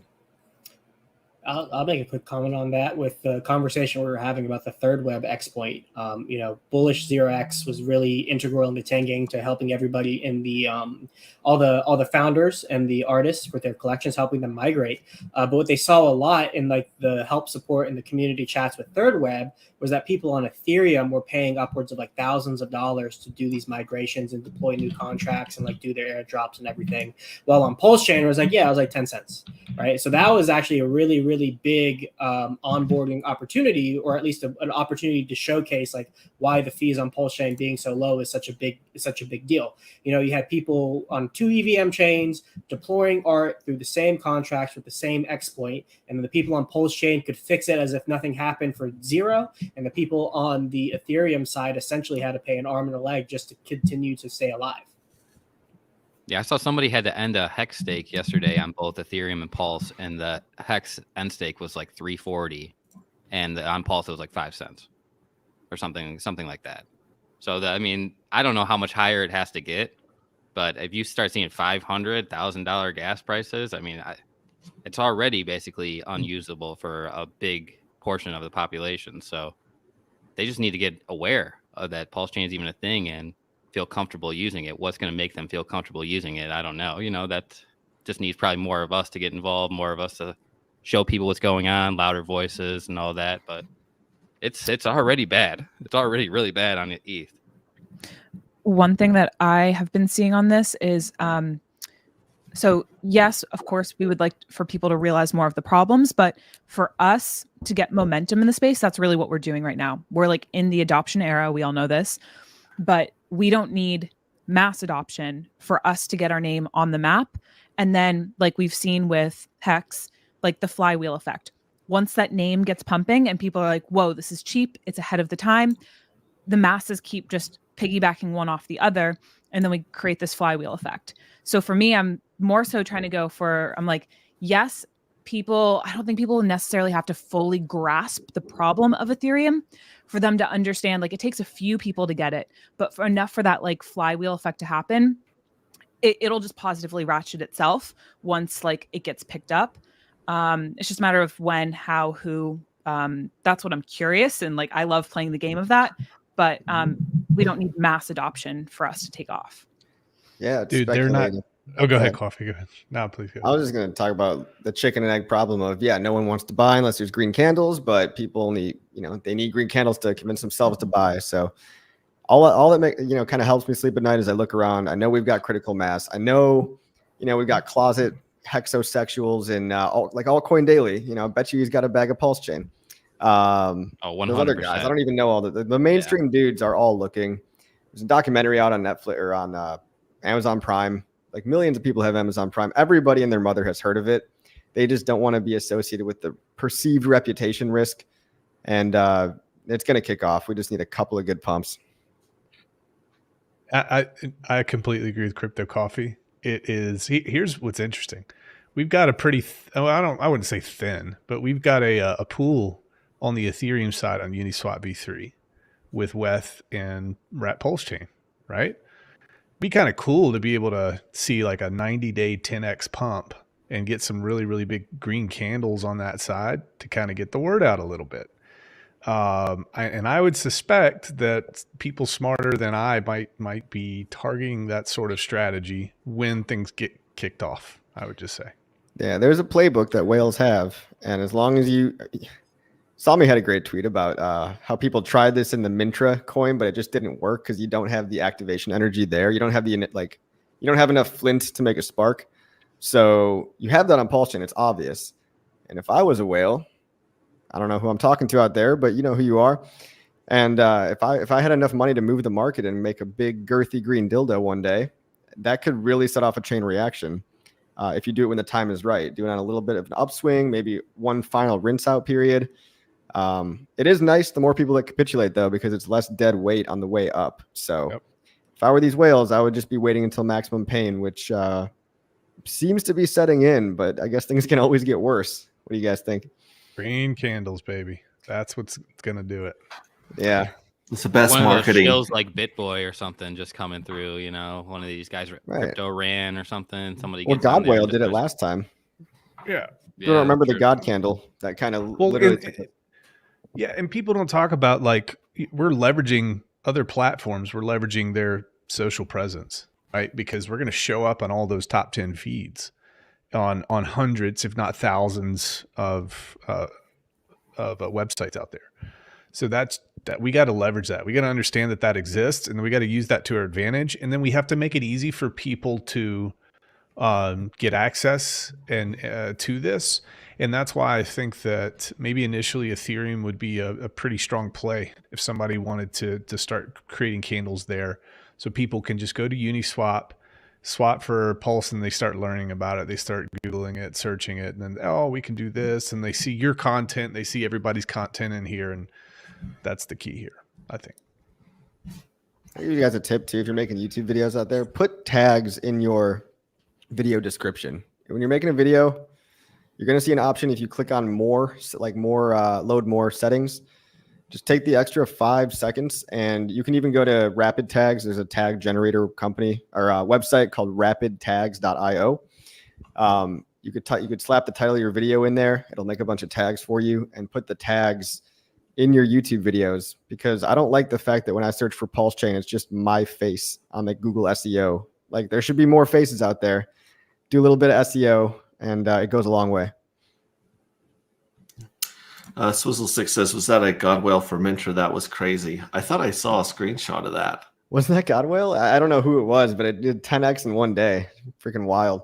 But then it just gave everybody exit liquidity. Yeah, I mean, everyone's stuck in there. They'd rather be in Pulse, or they'd rather be in cash because everyone sacrificed way too much. Mhm. So sorry the trick didn't work on Mintra, but I bet you it would on Pulse a little bit.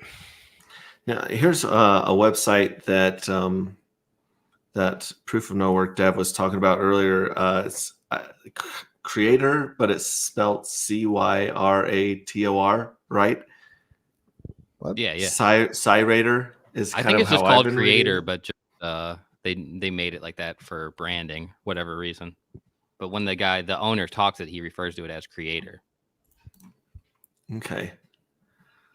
And this is a website that does reviews of crypto projects or platforms or Yeah, so it's like all communities. It's not just specifically Pulse Chain. It actually started out in an attempt to bridge different communities together to help new project founders find blockchains and audiences to launch their projects for. And so they're over the past couple weeks, they've really been making a push to go after the Pulse Chain community because they see how dedicated our community is, how much engagement there is there. So when you go and look at this platform, you can apply to become a review or an analyst. And basically, to become an analyst, you have to write 5 reviews of various crypto projects. They want you to write a good one, a bad one, and like something in the middle, so they can get a feel for how you write. And then they'll vote. Right now, it's still a little bit centralized, but the goal is to make it decentralized so that all of the people that are involved in the platform kind of run it. But they're allowing you to become verified and then give your public reviews here, and you can earn money. It will actually be, the guy said, not their token, but it will be in stable coins for doing reviews on these different projects. And then the projects, each review is meant to be like a 1,200 word or 1,200 character micro review, where you just talk as though you're shilling this to a friend, not like as much so a formal pitch or marketing pitch. Just you want to review it, tell people what you like about it, what you don't like about it, why they should be involved, what the future is, just a quick little summary. And so this whole thing is really, the idea is just to break down the barriers. And one of our biggest gripes as a community is being gatekept and an inability to communicate with other communities, other different projects, onboard new founders. And so this community specifically is always bringing in builders of new projects to try to find a destination blockchain or a destination community. And this is something I think that if our community got involved with, it's still very small, but they have a lot of big projects that come to them. And this could be something that if we all got together, especially the founders, and reviewed other people's projects and reviewed our own project, let everybody know what's going on here, could be a good opportunity to get people from BNB or other EVM, Solana, Avalanche, all these other new ones that are popping up. And someone reviews, say, a project, you'd be like, oh, well, there's something similar here on Pulse Chain, and maybe it's better, or you could check this out, So I think it's a very good resource. I like this initiative. Is this getting some traction, do you think? It's just starting to right now. I hate the name. Yeah, I don't like the Y in it either. But it's unique, I don't know if it's about to launch yet. They have their token that they have attached to it. I just got involved in this community about a week ago or so I don't know all the details, but it's starting to pick up a little bit of traction right now. We just had an AMA earlier today, and about 50-60 people from the Pulse Chain community went into it. Nice. Just Ask Jesky was there. A couple other founders from the Pulse Chain community were there. And I think this is just something that we could really show to other communities, like, hey, this community is right for your project. This community is looking for adoptions. The community is looking for builders to come here, and we will gladly accept you, promote you, put you in public forums. And I think this is a good opportunity for people, and you can get paid to write reviews, share your knowledge. So it's all in one good place. Yeah, it had your review of Bitcoin at the top when I pulled it up. There's actually a review of Proof of No Work token right here from Tayamya. Yeah, this guy, he's not a fan. There's actually a movement to get rid of that guy, because that guy goes on everything that's Pulse Chain related and votes at 1 star. Well, here's one on Texan. Everything that's Pulse Chain related, hacks. that guy puts 1 star on. I don't know. He just has a problem with all of us. I think we could easily. We're known for doing raids and doing them pretty well. Like if we want to overwhelm this platform, it wouldn't be that hard to do. For sure. And that's what I told them about too. I asked them what would their solution be, or how would they mitigate it if all of a sudden we just had the thousands or hundreds of Pulse Chain community members join onto this platform. And they claim that they're prepared for it. They're ready to handle it. So, I don't know that they have a full grasp of what could come here if we all started to push this, but they claim to be able to handle it. Well, yeah, if you want to like hug this one to death, we could retweet it on Twitter, and we'll make it. Well, it's a better use of our energy than, complaining. I like things that people can do. I feel like one cool thing that if we wanted to create this little movement and ripple within the community is like find different websites like this that allow people to be even do it in a little more passive way, in a way that doesn't mean that you have to like create a whole channel or a whole thing about it, but simply like putting reviews and allowing your words and your opinions to be viewed out on the internet just keeps giving more like data points and more like potential viewpoints for people of the internet to be like, what's this Pulse Chain thing that's crossed upon my mind 7 times now? Like maybe this is something I should keep exploring.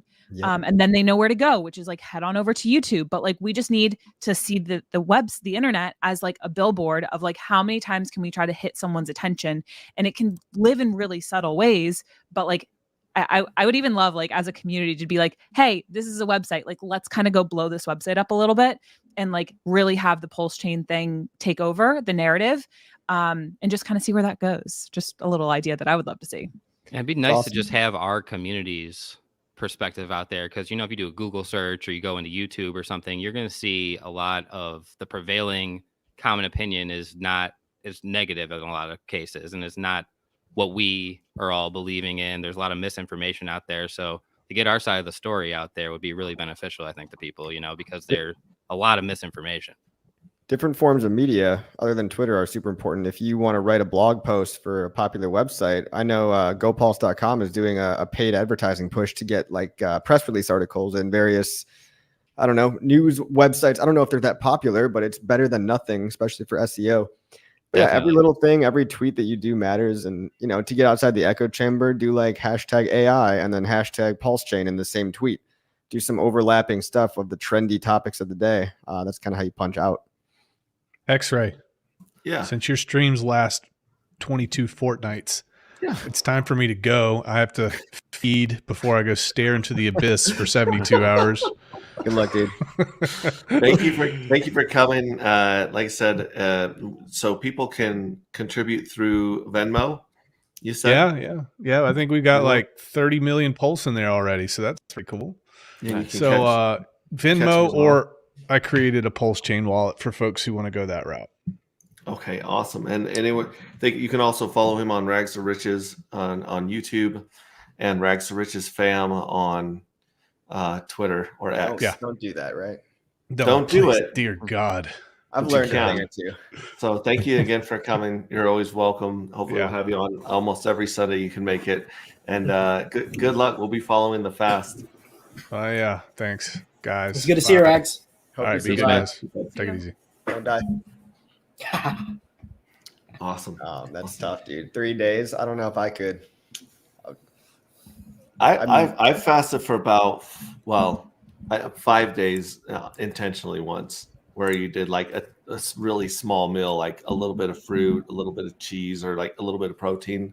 Not much. Sounds like it doesn't count. And that was it. I did the fast, right? But I ate a little food during it. Yeah. I only had some strawberries, a little yogurt. Yeah. Coffee, it's so easy, man. Just don't put food in your mouth. Like that's all you have to do. Just do it. Just don't put food in your mouth for a couple days, man. It's tough. It's not that common. Too tasty. Crypto says, excited for what's happening with icosahedron. Any reason why Hex Miner is by default an NFT versus the existing tokenized versus non-tokenized miners? Yeah, basically there was kind of not much utility in the non-tokenized version, so you're saving people a gas fee. Just kind of do it all up front, so you don't have to do like, tokenized, untokenized, paying gas fees left and right, and like there's really not too much utility in not having it tokenized. So the double wrapping also led to the poly contract messing up. They forgot about that. Unfortunate. That just makes it easier, simpler. Can you ever unwrap it? Like, is it just default double wrapped, but you can unwrap it one level? You might be able to. I actually don't know. We didn't get. That might still have some utility. like Yeah. not transforming types. I don't know. I'm thinking super long term. It's gonna be No, that makes people- sense. Yeah, people are gonna care about this stuff one day. Fingers crossed.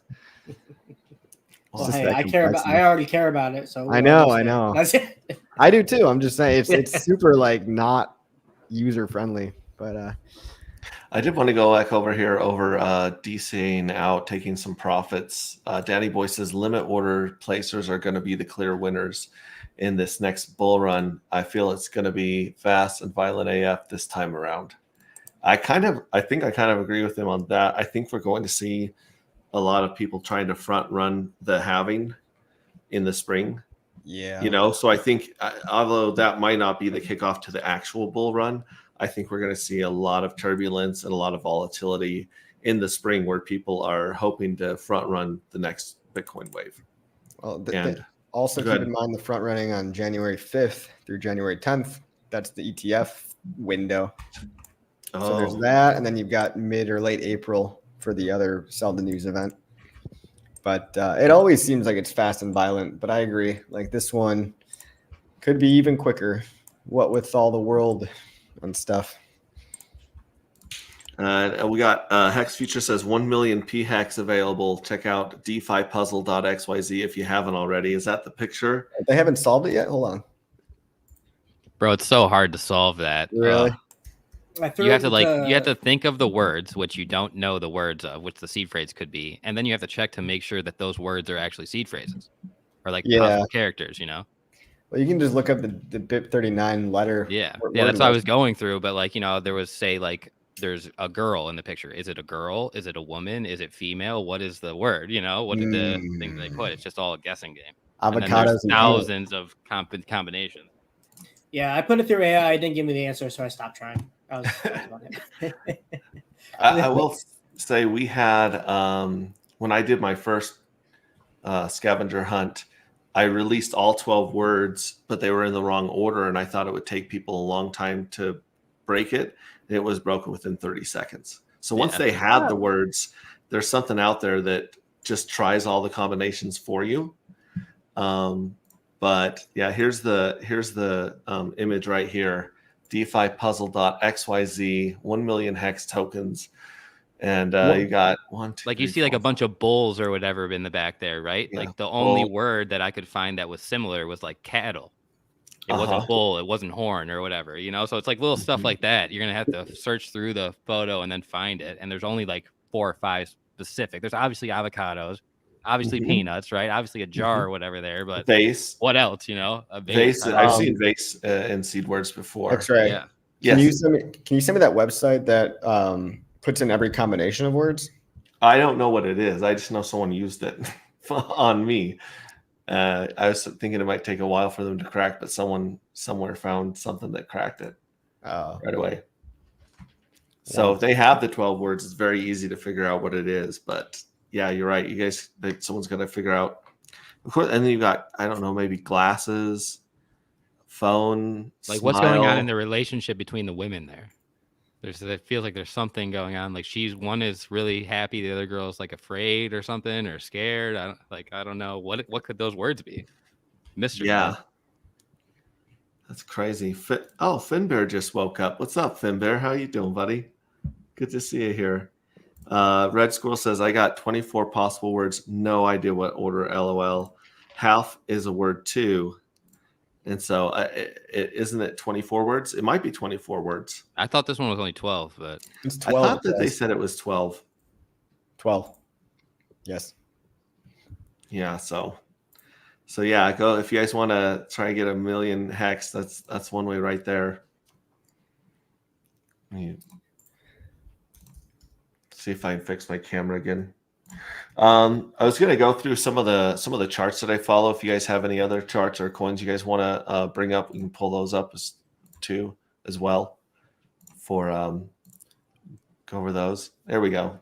I'm back. I'll probably freeze again as soon as I share the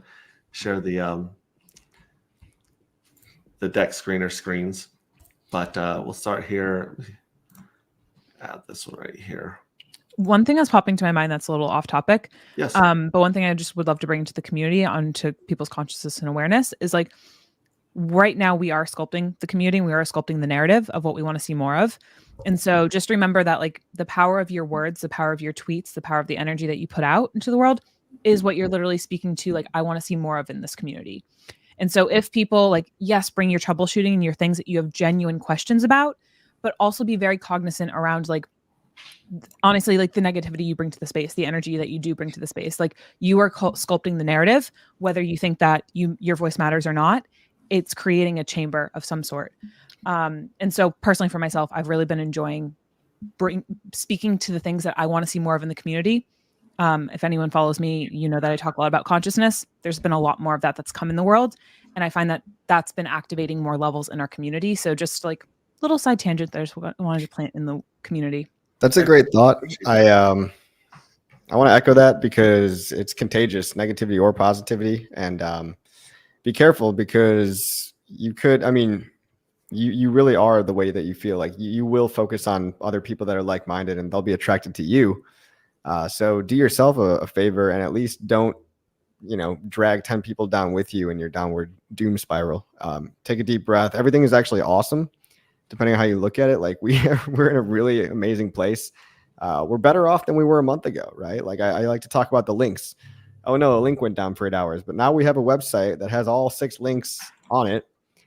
1 month ago, we didn't have that. You had to go to 6 separate websites. So like, what are you going to focus on here, right? There's 2 different ways to look at reality. And like, there's so much good stuff going on. There's many different ways to look at reality, but there's always going to be a coin that you don't own that's pumping.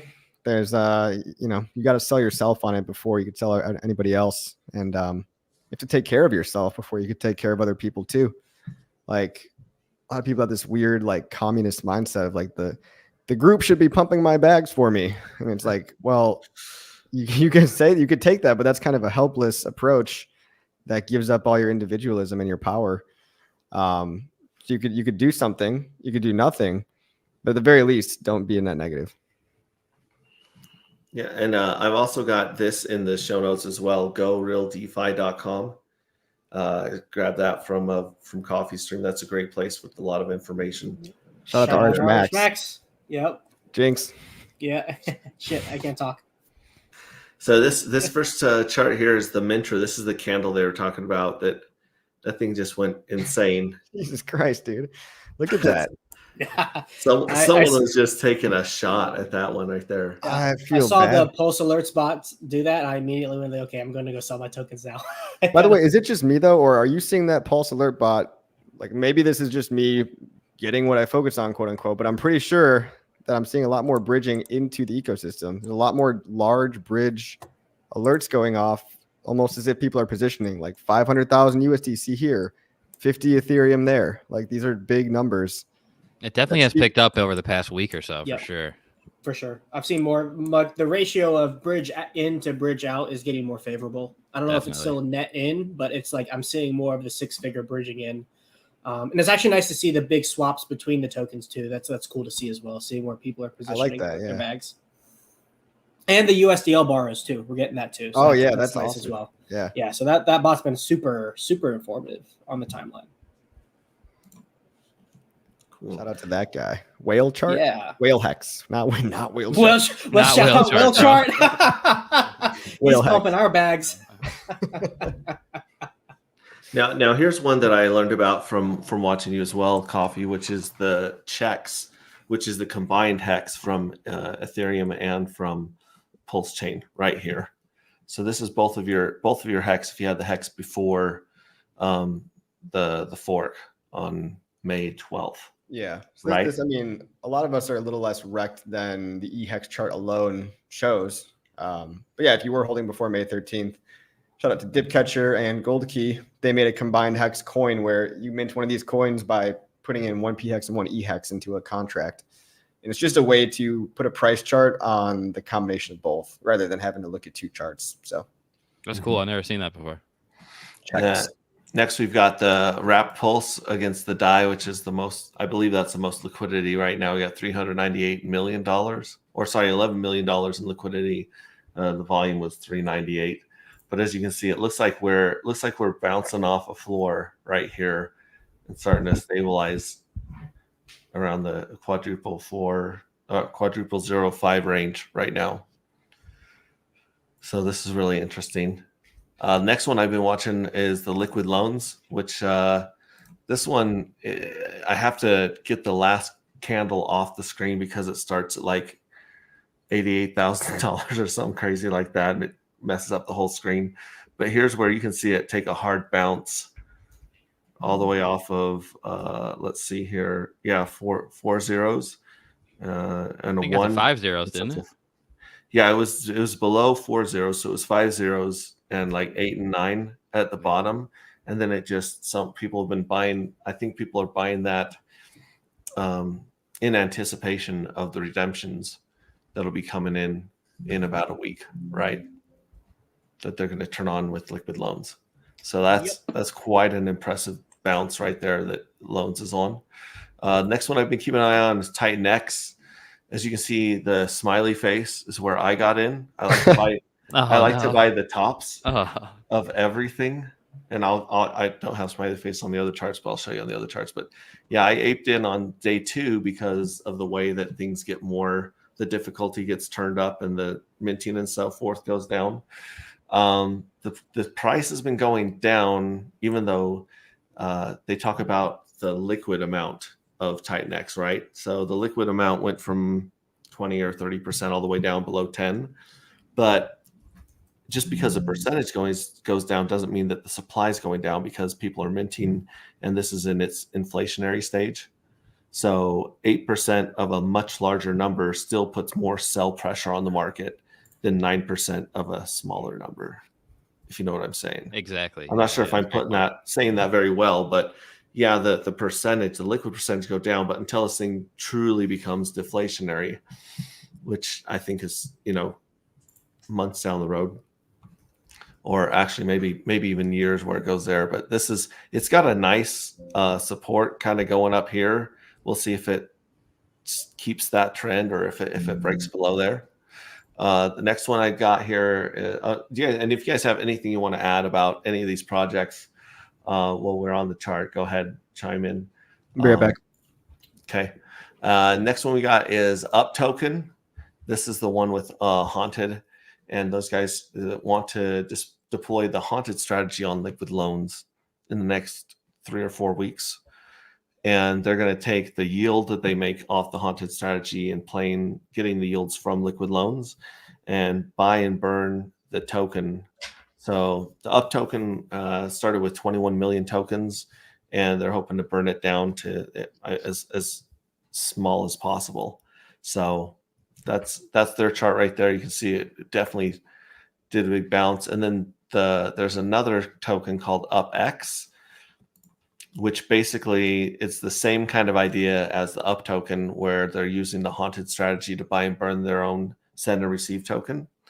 But the difference between the Up and the UpX is UpX has a much bigger supply. I believe it's almost just below 52 billion tokens, and they want to utilize the Earn protocol strategy with 20% of their bags, and then the Haunted strategy with 80%.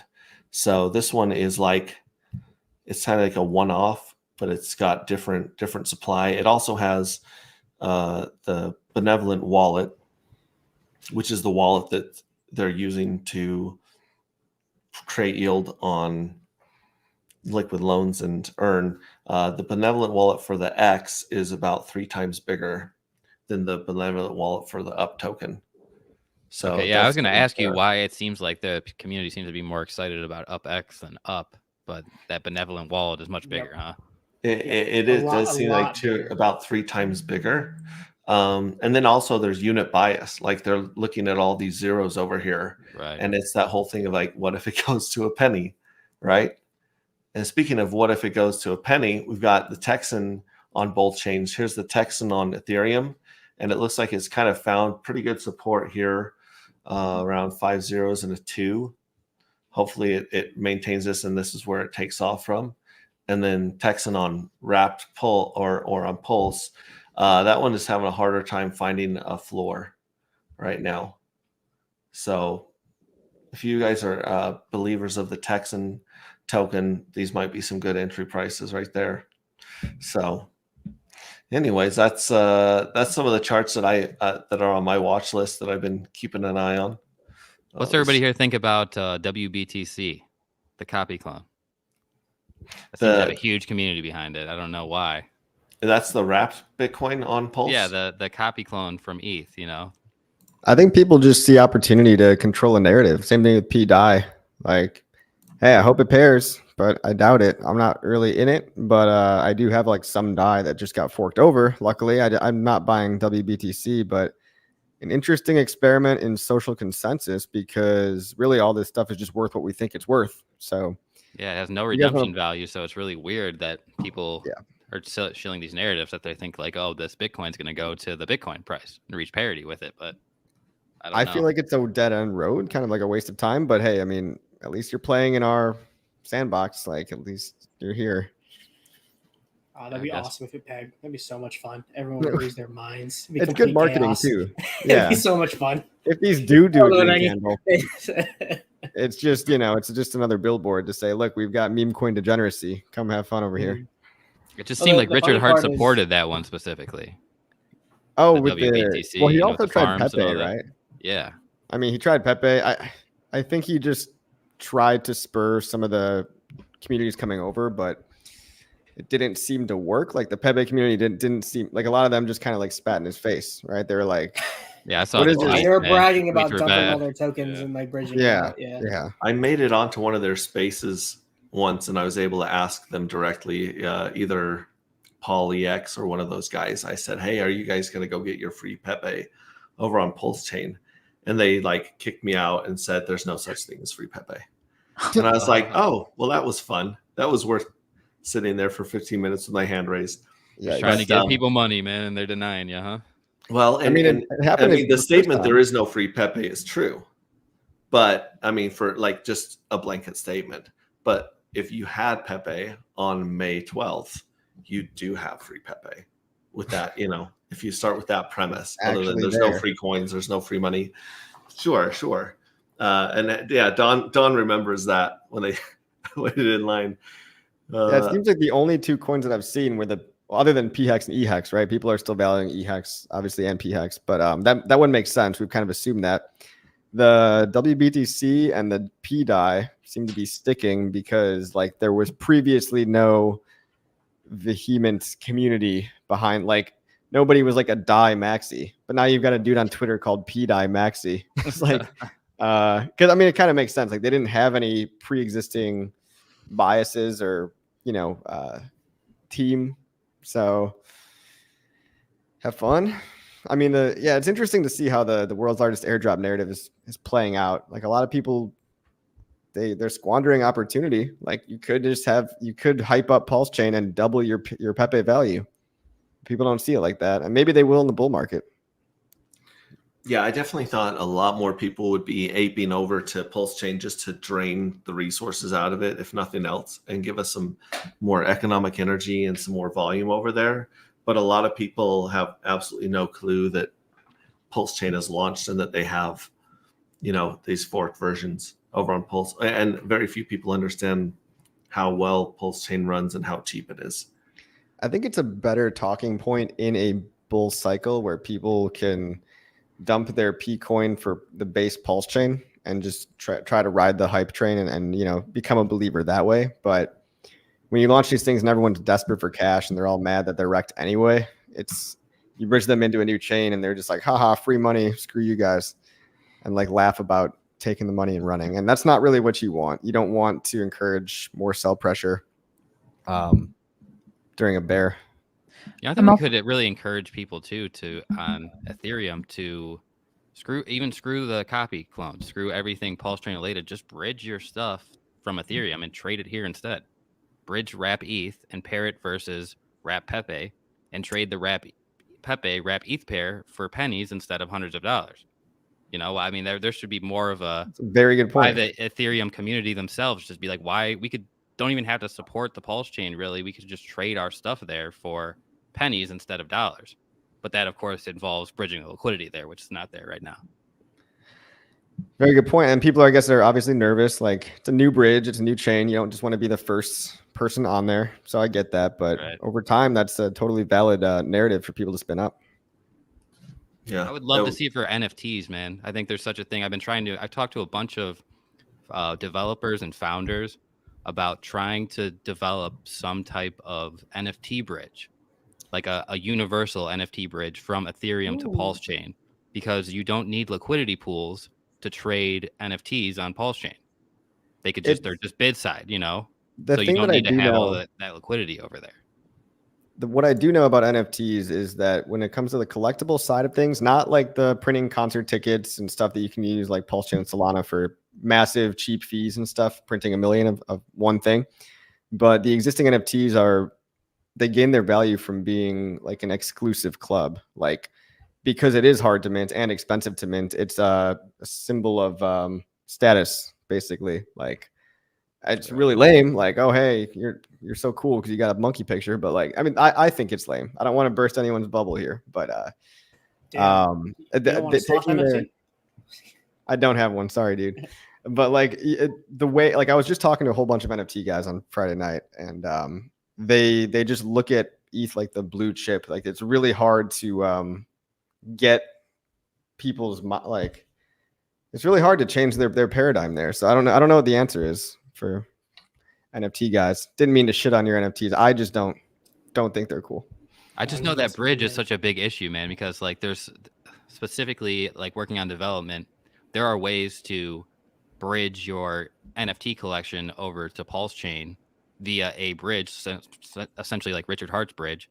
But the only way that's really has any code base set up for it and that audited and stuff, it's for individual collections, not like any collection. And that would be something that would be huge if somebody could develop where I can just take any collection from Ethereum and bridge it over to Pulse Chain, and it will spit me out a version that's exactly one-to-one. I think you just presented a huge opportunity for someone to make a shit ton of money. If anybody's out there and that wants to do that, I've been giving away this idea to plenty of people, but nobody seems to be able to do it. And I couldn't do it, man. I tried for a long time, but it's such a complicated issue with the contract.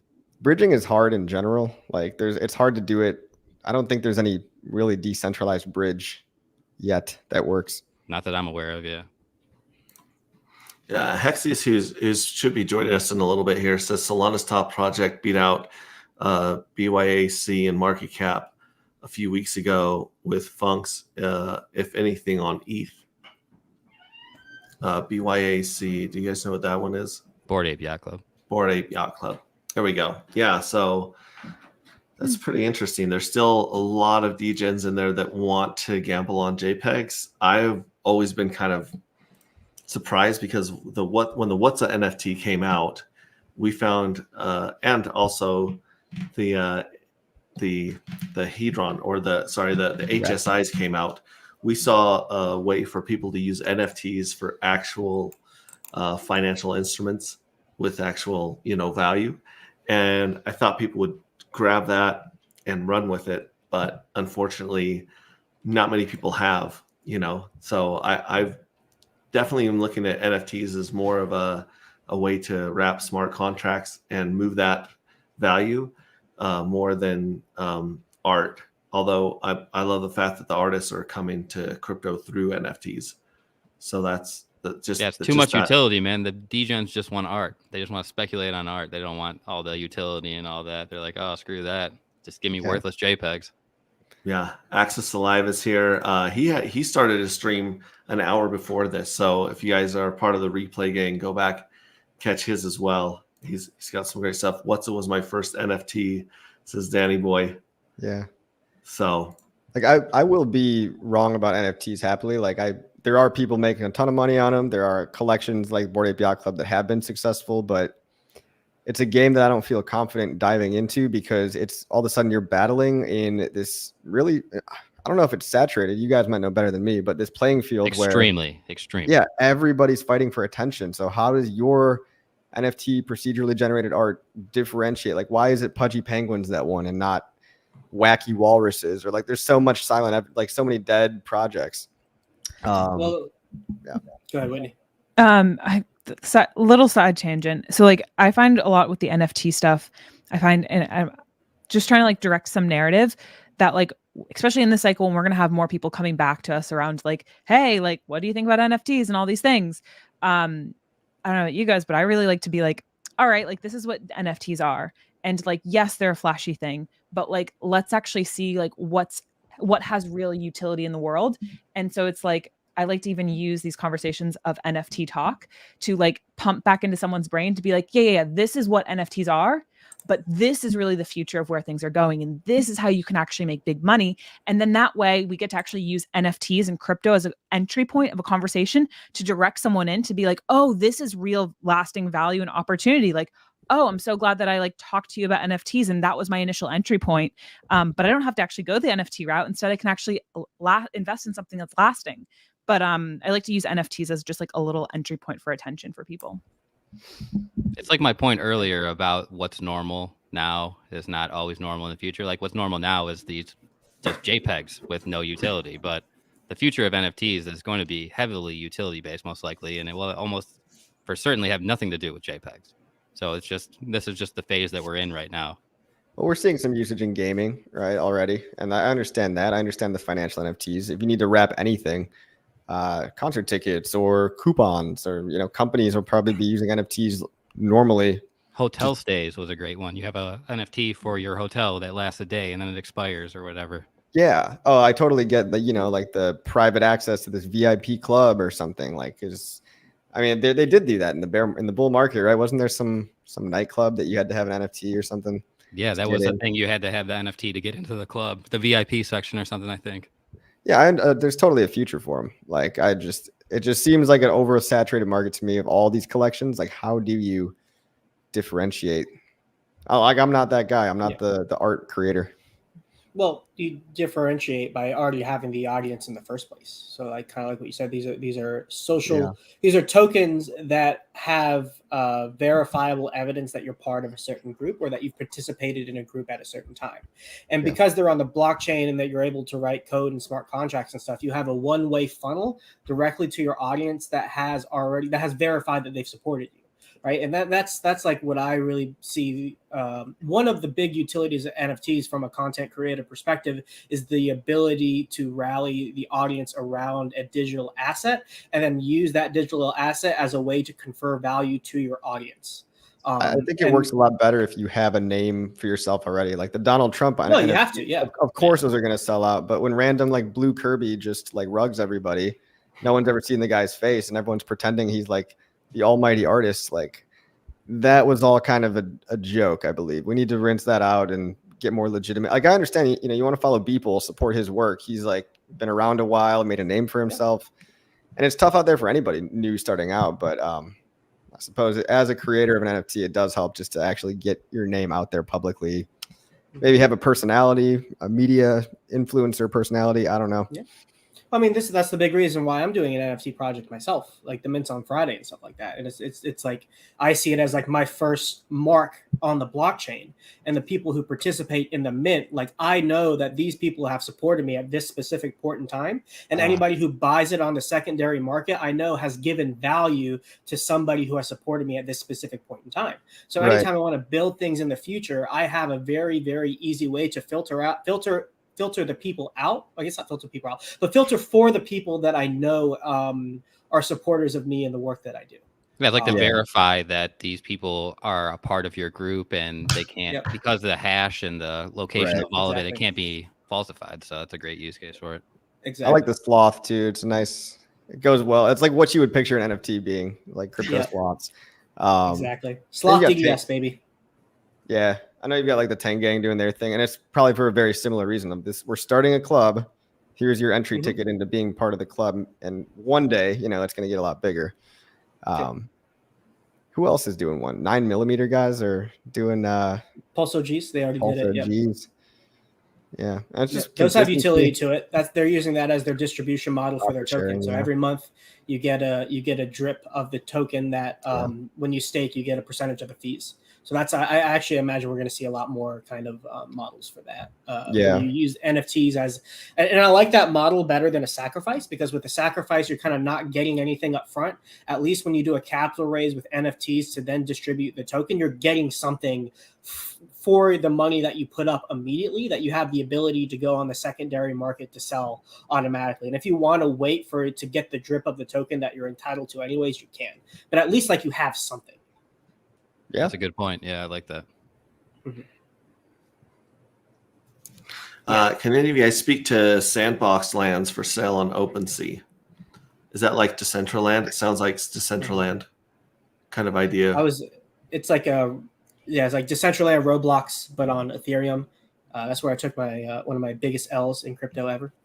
It was a lot of fun. But you can like buy little pixels, little voxels or parcels. There's the word I'm looking for. You can buy little parcels on their land, and then you can build voxel art and games on top of it, kind of like you can on Roblox. That's the idea with it. Yeah, and Danny Boy says gaming is definitely adopting NFTs. Hexius Man says, good strategy, Whitney. Spitting the truth. Imagine that there's some future bonus for those that participated in the adoption amplifier. That'd be interesting for people to go back and look at those addresses and proof that you supported Hex and RH Vision early. Yeah, that is one way to do that. That's smart. Hexray, I gotta head off. I have had a blast coming back on Tech Talk. Mm-hmm. Crypto Coffee is great to be on stream with you again, man. I hope we get to do Always it soon. a pleasure. Proof of No Work is a pleasure to meet you. Whitney as well. Pleasure to meet you and finally be on stream. Hopefully we cross paths on the internet at some point in the future. Yeah, and man. where can people find out more about your NFTs and in your course? Mm-hmm. Yeah, so Crypto Sloth on YouTube, Sloth Crypto 3 on Twitter. Cryptosloth.info. If you're interested in the course, you have to sign up to the private Telegram, but you get that for free in addition to it. Sloth NFTs, Sloth DDS, Digital DeFi Sloths. They're going live to mint on Friday with Free Mint Friday with the Tang Gang. 50 of them for free for people who hold 69420 HOA. First come, first serve. And then the other 319, it's 369 total supply. Those will be available to mint on the public sale for $1 million pulse. So if you want to support me and get a little sloth on the side, here, maybe I'll show you. You want to see the art for it really quickly? Yeah. I have the mint page live. Yeah, let me share my screen. I share that, baby. There we go. So yeah, these are the sloths, guys. Yeah, so it's a little nods to different communities. You know, the Crown Royal Gang and the Tang Gang. I'm a blue belt in jiu-jitsu. There's a dentist stuff in there. Yeah, here, I was about to say I saw the dental stuff in the background there. They have little hexhedron Icosa necklaces on there. Those are some rare traits. Little dental loops and some orange eyes. So there's a lot of little Easter eggs in there. I'm just having fun. They're all hand-drawn art. So everything that you see is hand-drawn, not by me, but by somebody. Nice. Yeah. So this is I'm really excited about this. I think it's going to be a lot of fun, and I'm excited to kind of build on it in the future. So if you want to participate in this, support me a little bit and get a JPEG of a sloth in addition to all of that, that's how you can do it. But yeah, thanks for letting me show Awesome. that, X-Ray. Appreciate it. Yeah, thanks for sharing, man. A little sloth of on the course. side. We love. Yep. Yeah. Yeah, All Paul right, guys. Sachs says always take a little side sloth. Sloth. Just make sure you use your condom. Midge. Okay, guys, I'm gone. See you guys. See you. See you. Thanks for coming by. Oh man, that's awesome. Awesome. So other than that, do you guys have anything else you guys want to share with the community at this point, or anything you want to talk about going forward? I know we covered a lot of stuff about Titan X last week. So if you guys are wanting to know more about Titan X, both Norbert and Rags covered a lot of Titan X in depth last week, and its mechanics and tokenomics. Other than that, like I said, I've just been really excited about liquid loans, and that's been working really well with the USDL holdings for myself. You know, there is obviously the risk that the USDL doesn't hold its value and that it gets paid and that the whole system goes kaput. But you know, it seems like it's got some pretty good mechanics and They got all that sacrifice money too, man, in case it depegs too. They got a lot of sacrifice money, which is great. But like I said, it just to sit and watch the returns that I've been getting on a stable coin has been a breath of fresh air in this market and giving me some more dry powder to jump on some of these dips. So Yeah, I'm that's a good not point. gonna complain about that at all. And then there's that opportunity for people to take a loan out on their crypto without selling it, depending on how you go about the leverage and the collateralization. And don't get me wrong, there are definitely whales that I've seen on the USDL side where they'll go in and they'll just liquidate a whole bunch of people and get that sweet pulse return, which I've received an insane amount of pulse just sitting there waiting for it. So yeah, don't think that someone's not out there. There's not sharks in the water. There's definitely sharks everywhere in the water in crypto. It's new, but you can actually, crypto is one of the only places where you can join the sharks, right? You can be the bank, you can be the casino, you can be the platform. Whereas everywhere else in life, you're not going a chance. You don't get a chance to join a bank or the Federal Reserve or a casino. You make your own bank, man. Exactly. So that's what I like a lot. Danny Boy says, I personally don't got time to learn about the latest news. Hex Zen baby Titan X. Good luck, folks. Appreciate it. Yeah, I'm definitely down in Titan X. I really hear you. Like I'm over here DCing Pulse X, and it's like, did everyone forget about Pulse X or Hex or like PLS? I understand there's new bags. That's what you get when like people are just, they've already got their bags packed, and I understand branching out afterwards. I'm in other coins. I'm in a handful of other coins, but total it's maybe 10% of my portfolio. Especially when you consider what's really going to outperform Pulse X. Now Titan X is very interesting. I'll give you that. It's not immediately like I look at it and I'm like, oh, that's terrible. I'm like, that's actually really interesting. Like there's it could do pretty well. So shout out to Titan, I guess. Well, and Jake Sharp has quite a influence on the buy and bear and a bunch of stuff. And you'd kind of have to be inside of Jake's mind to know the right strategy to take. But at the same time, Richard Hart and the OA have a huge sway on Hex, right? So the difference is I've listened to 800 hours of HR to where I can kind of Richard Hart. I've listened to hundreds and hundreds of hours of him. So I feel like I'm kind of in his brain when it comes to Hex. And those of us that rode the last wave of Hex did very, very well. And we're excited for the next wave of Hex. So the founders still have a lot of control over their coins. So just keep that in mind, on any project is what do you think the founder or the OA or the person at the switch is going to do? Like, are they in it for glory and helping people, or are they greedy and there's like a number that they would just run away with everyone's money? That's really the risk you're taking with a couple of these projects where they have an OA like, mechanic to them, I would say. So I don't know. You had something to respond to that, Coffee, or maybe not. Crickets. Oh, not really. Go ahead, Whitney. No. I was just saying it was funny. It was a cricket moment. Nothing came out. Yeah, I'm thinking about all the 12 words on this million hex. Stuck on the hex puzzle. I think I've got 6 of them already. So, well, we've got a proof of no work dev on with us. Did you want to give an explanation of the proof of no work, or is it Thor, or how many tokens are there right now? Oh, okay, that's just a meme token I just launched for somebody. I've done dev work for a bunch of people, just launching the meme tokens, and mostly because you know how sketchy all these launches are on Pulse Chain with these anonymous devs.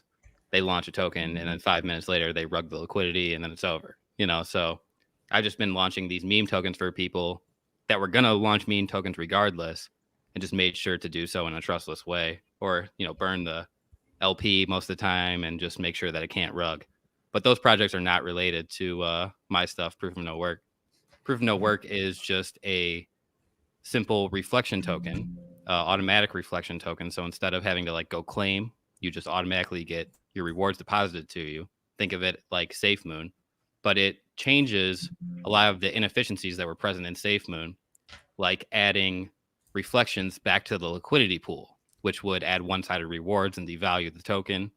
Or there's also, as a part of the reflection, you'd have the devs receiving large portions, which they say they're using for marketing tax. And that's just dev speak for we're going to sell our tokens and use it to go buy something else, you know?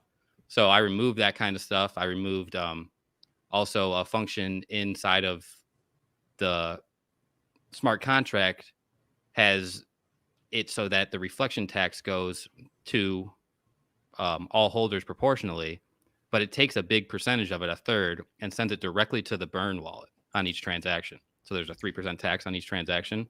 A third is immediately being sent to the burn wallet.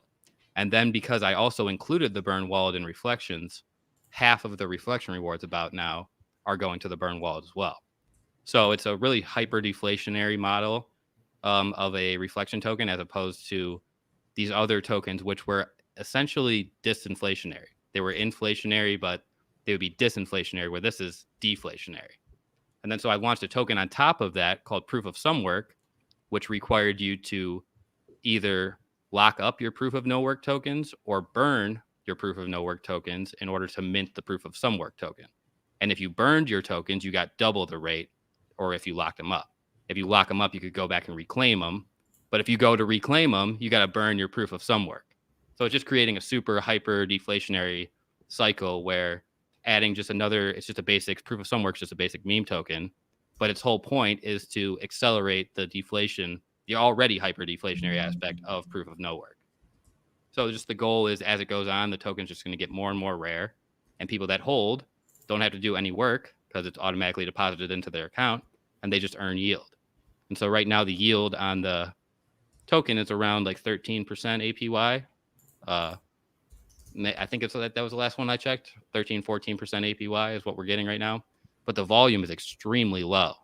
So if the volume were to pick up at all, those numbers would probably go a lot higher as far as the APY that you'd be earning on that. And so that's just going into the future. I might launch some other tokens that the whole purpose of it, them existing would be to just accelerate that deflationary aspect of Proof of No Work. And the goal is just to keep burning it. A new economic experiment, you know? And what chain is Proof of No Work and Proof of Some Work on? It's all on Pulse Chain. All on Pulse Chain. Yeah, exclusively on Pulse Chain. I saw you address the Thor. Someone was mentioning the Thor V1 rug in your Telegram, and I remember you addressing that. Oh, bro, I messed up. So my first mess up as a dev was I posted the liquidity to V1 instead of V2 because I visited an IPFS hash that I wasn't familiar with, and the default setting was V1. So I meant to put it to V2 because people could earn fees for providing liquidity, you know, on the V2 as opposed to V1. They're just burning it, so less people are likely to provide to V1. So when I moved that there, we called it the highest of rugs token, maybe to imply that we were just going to keep switching the liquidity pair.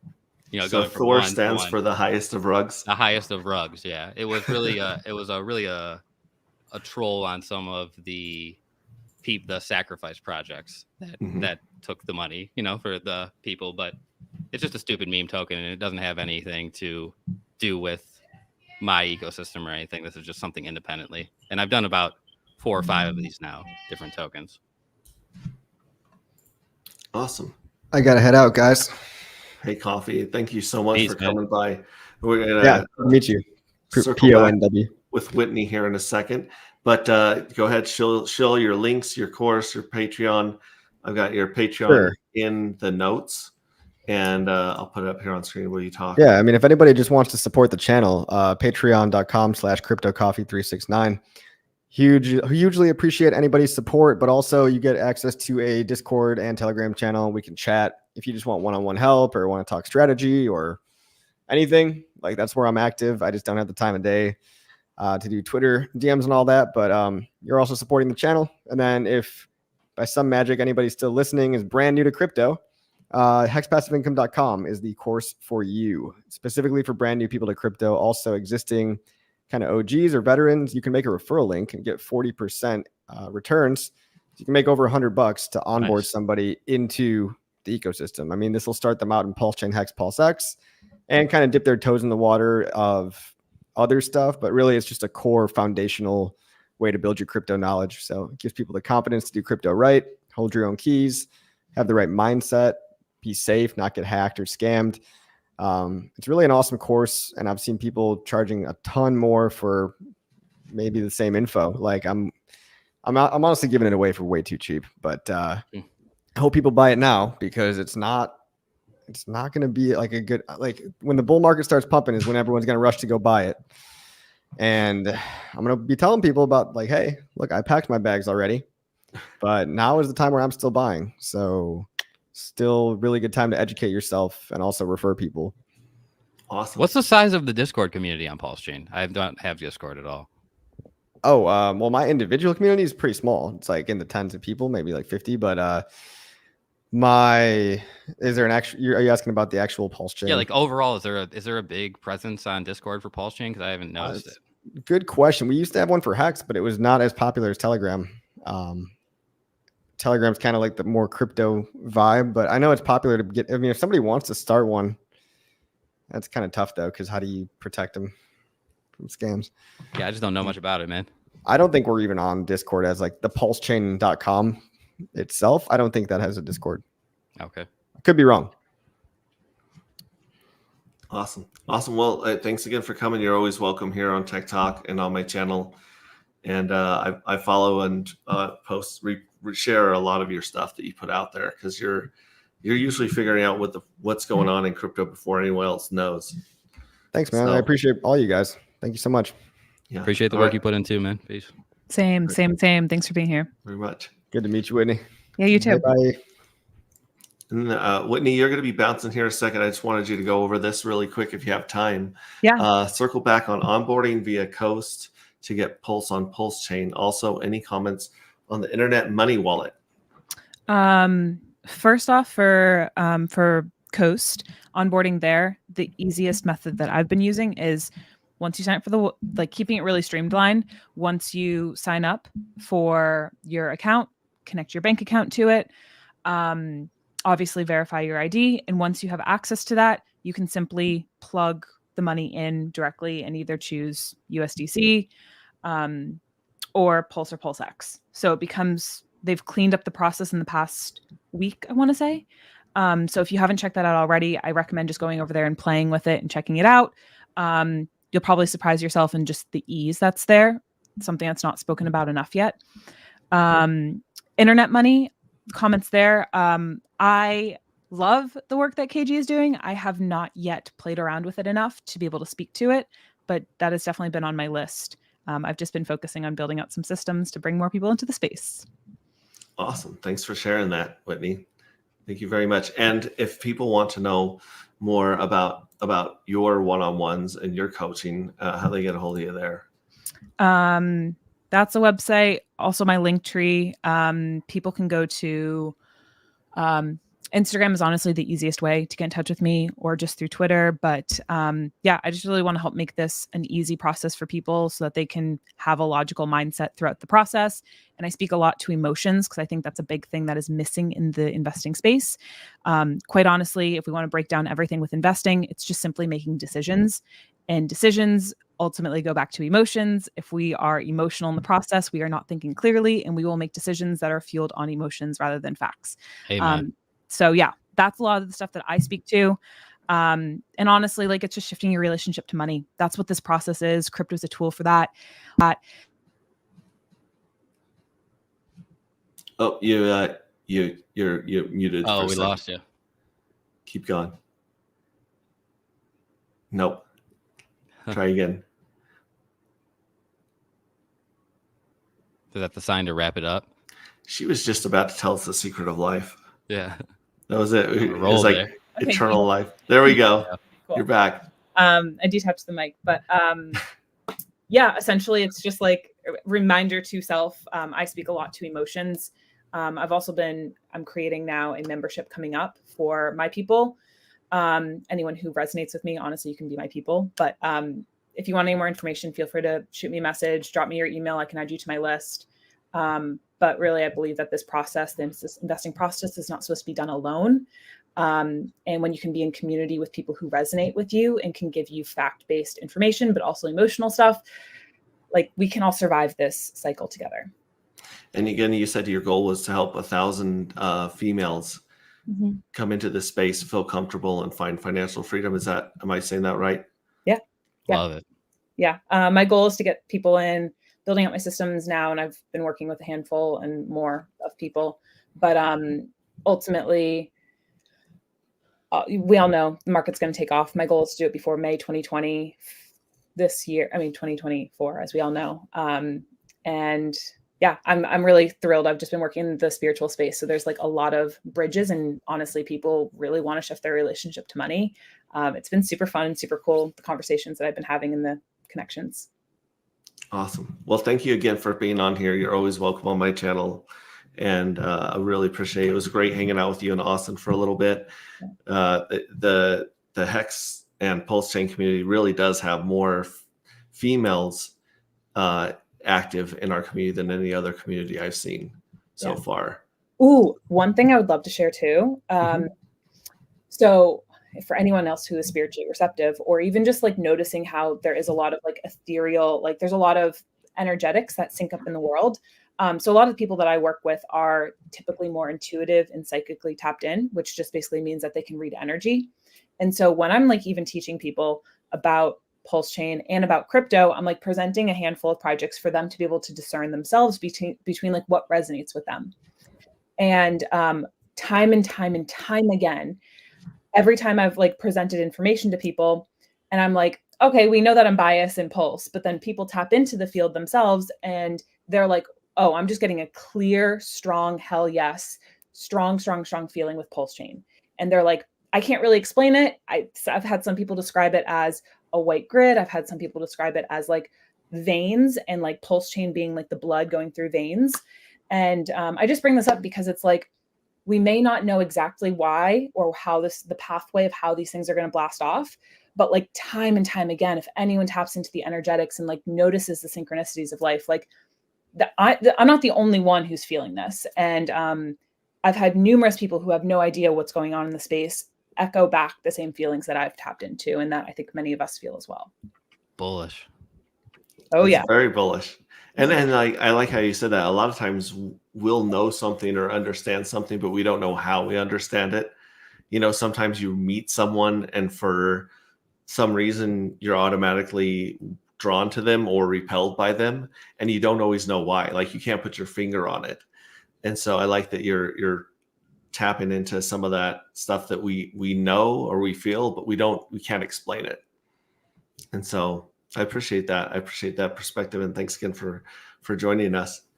So thank you so much for having me on. This was such a good cozy space, and like also in the chat too, like job well done, guys. I always love our community, but it's such a good homey space to be.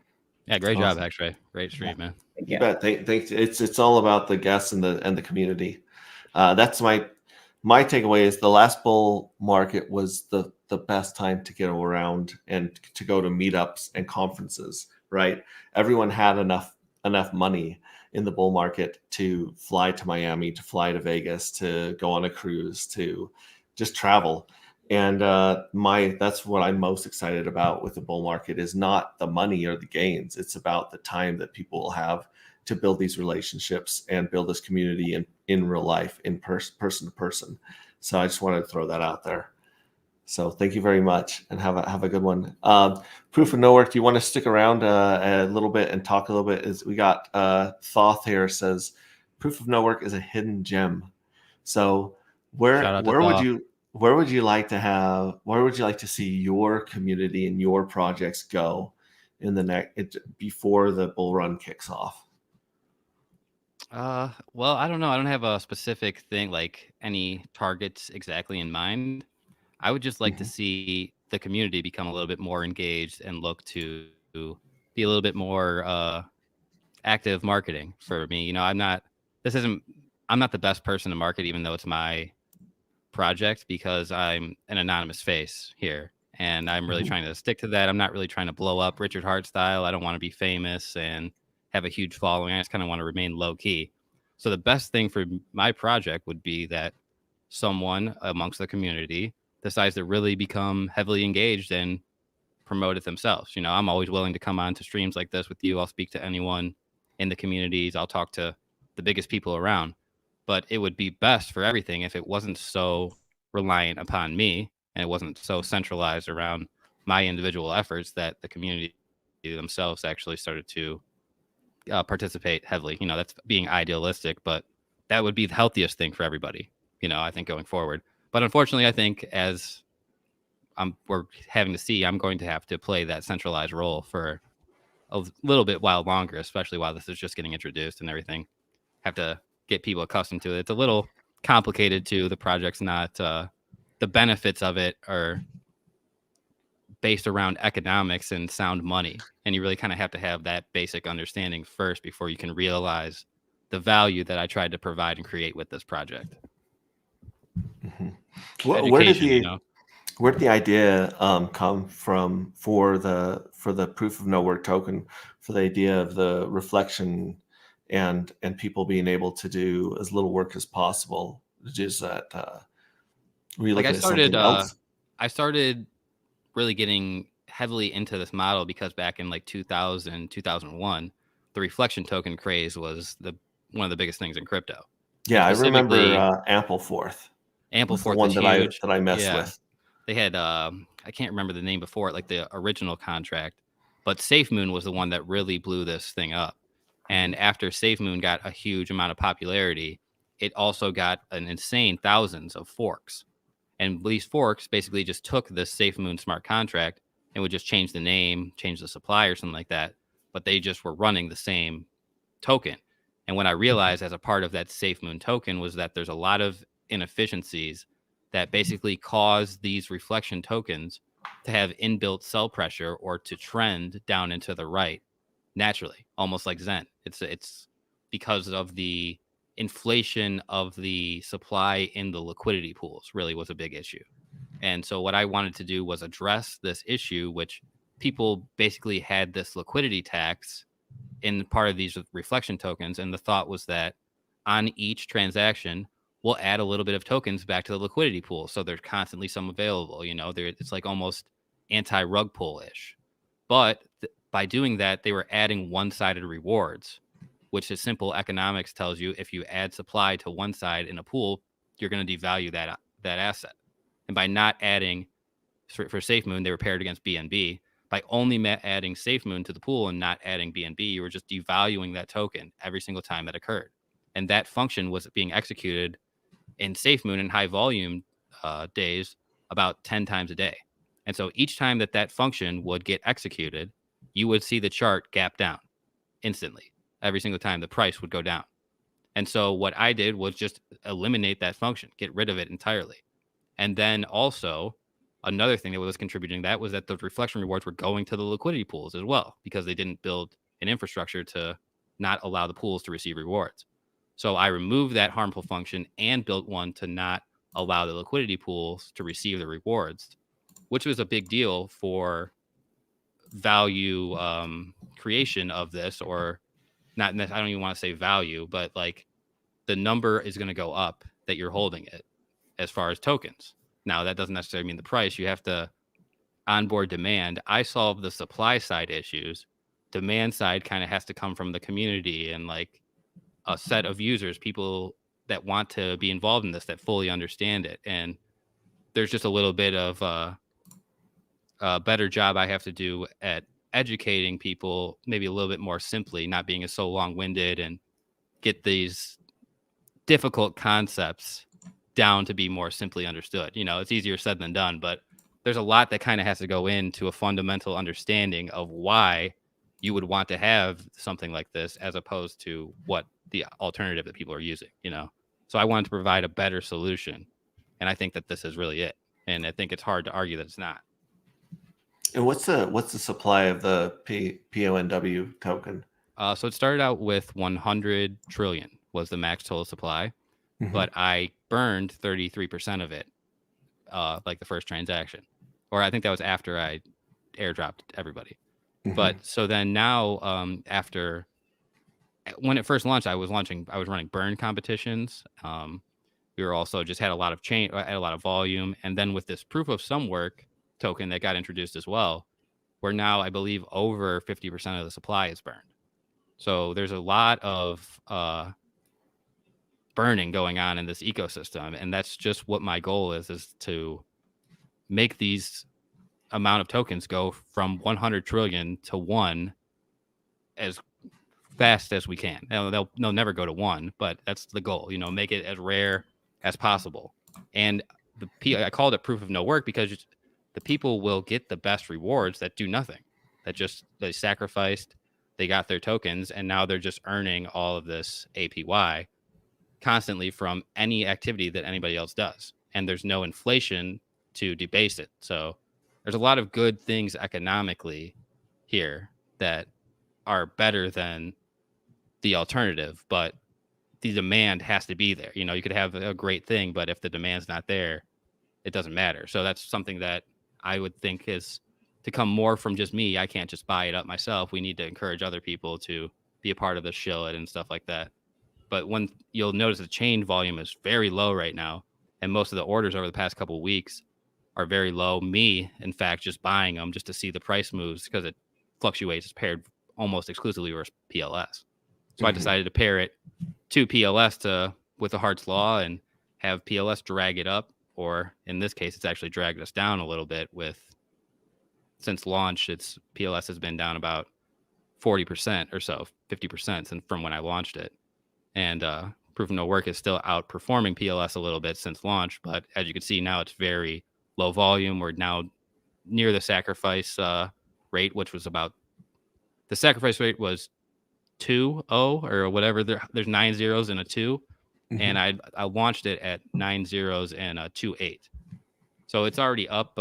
When I launched, it was already up, but it's still about almost 2x from launch price and more than 2x than what sacrificers paid.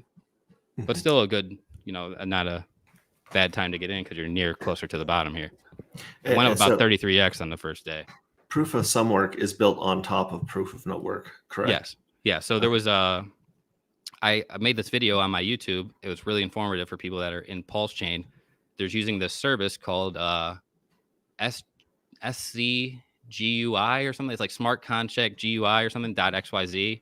And what it does is it allows you to enter the ABI, which is like the code that the smart contract has to let a front end know how to interact with it. And this ABI gets plugged for the proof of some work smart contract gets plugged into this app. And then you can mint directly from this app, just like you could if you had the contract verified on PulseScan or whatever. Now, I did verify it on PulseScan as well, too. But this is a nice little app for something like copy clone contracts. So, for instance, like MakerDAO, right? For this whole PDAI stuff that's been going on. People that want to mint or interact with the MakerDAO, there's no public front end built for the Pulse Chain version. What you could do is go copy the ABI from Etherscan and then upload it into this service and put in the Pulse Chain network. So now you can interact with any of the copy clone contracts, even though there's no front end built. So that was something that I really wanted to teach people and have them use as a part of this. So I didn't build a dedicated front end to mint the proof of some work token and just instead had it through this service. And this service is really beneficial, like I said, for Pulse Chain people because it helps you interact with copy clone contracts. And most of them don't have front ends because the communities didn't support them. But they still work just like they did on ETH. And if you have the ability to write with this interface, with this app, it's really a nice tool that people should learn about in Pulse Chain because it has a lot of different usages. Which app is that? That's the GMI. It's like SCGUI, I think is what it's called. Smart Contract GUI.xyz. Yeah, SCGUI.xyz. Okay. And so when you built the proof of some work on top of proof of no work, the mechanic or the tokenomics you were trying to do that was to bring more activity to the proof of no work, and that would increase the burn. Is that correct?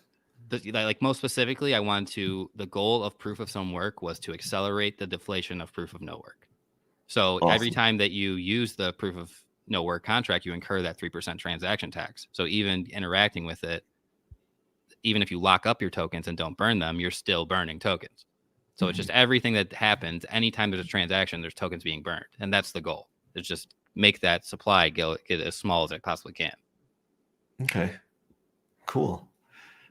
It's a race for token crisis and scarcity, right? Yeah, a race to 1 or a race to 0 that will never happen. But Well, and also, I mean, if you look at Titan X is trying to squeeze, like, try this balance between its inflation and deflation, and so I like the fact that you're trying your hardest to put as much of this into the code as possible, right? I mean, there's no admin keys or anything. no admin keys, no buy and burn anyone's gotta wallet, do. nothing like that. Yeah, it just all does it It's by itself. all automated. That's why it's called proof of no work, because you don't have to do anything. You just buy the token and you just hold it, and you earn the rewards, and you come back and you'll have more tokens.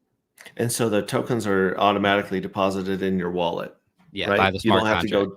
So you don't have to go do a claim or anything like that. There's no stake. You don't have to pay any fees. There's no claim button. The tokens just automatically get deposited to your account.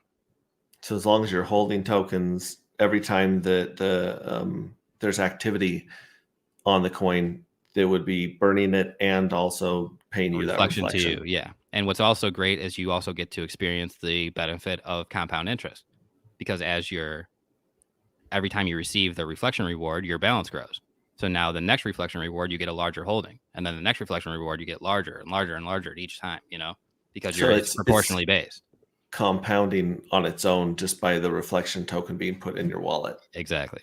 So every time it's being used, it's compounding interest for you, and it's deflating the supply. It's the best that you could do from the supply side.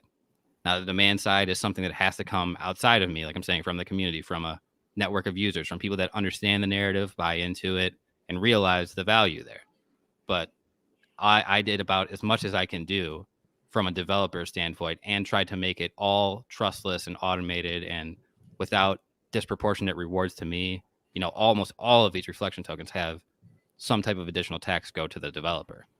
And I tried to make it so that it's as fair as it could possibly be. Everyone gets the same rewards. Wow. I love the concepts that you put together here. Thanks, man. I like that a lot.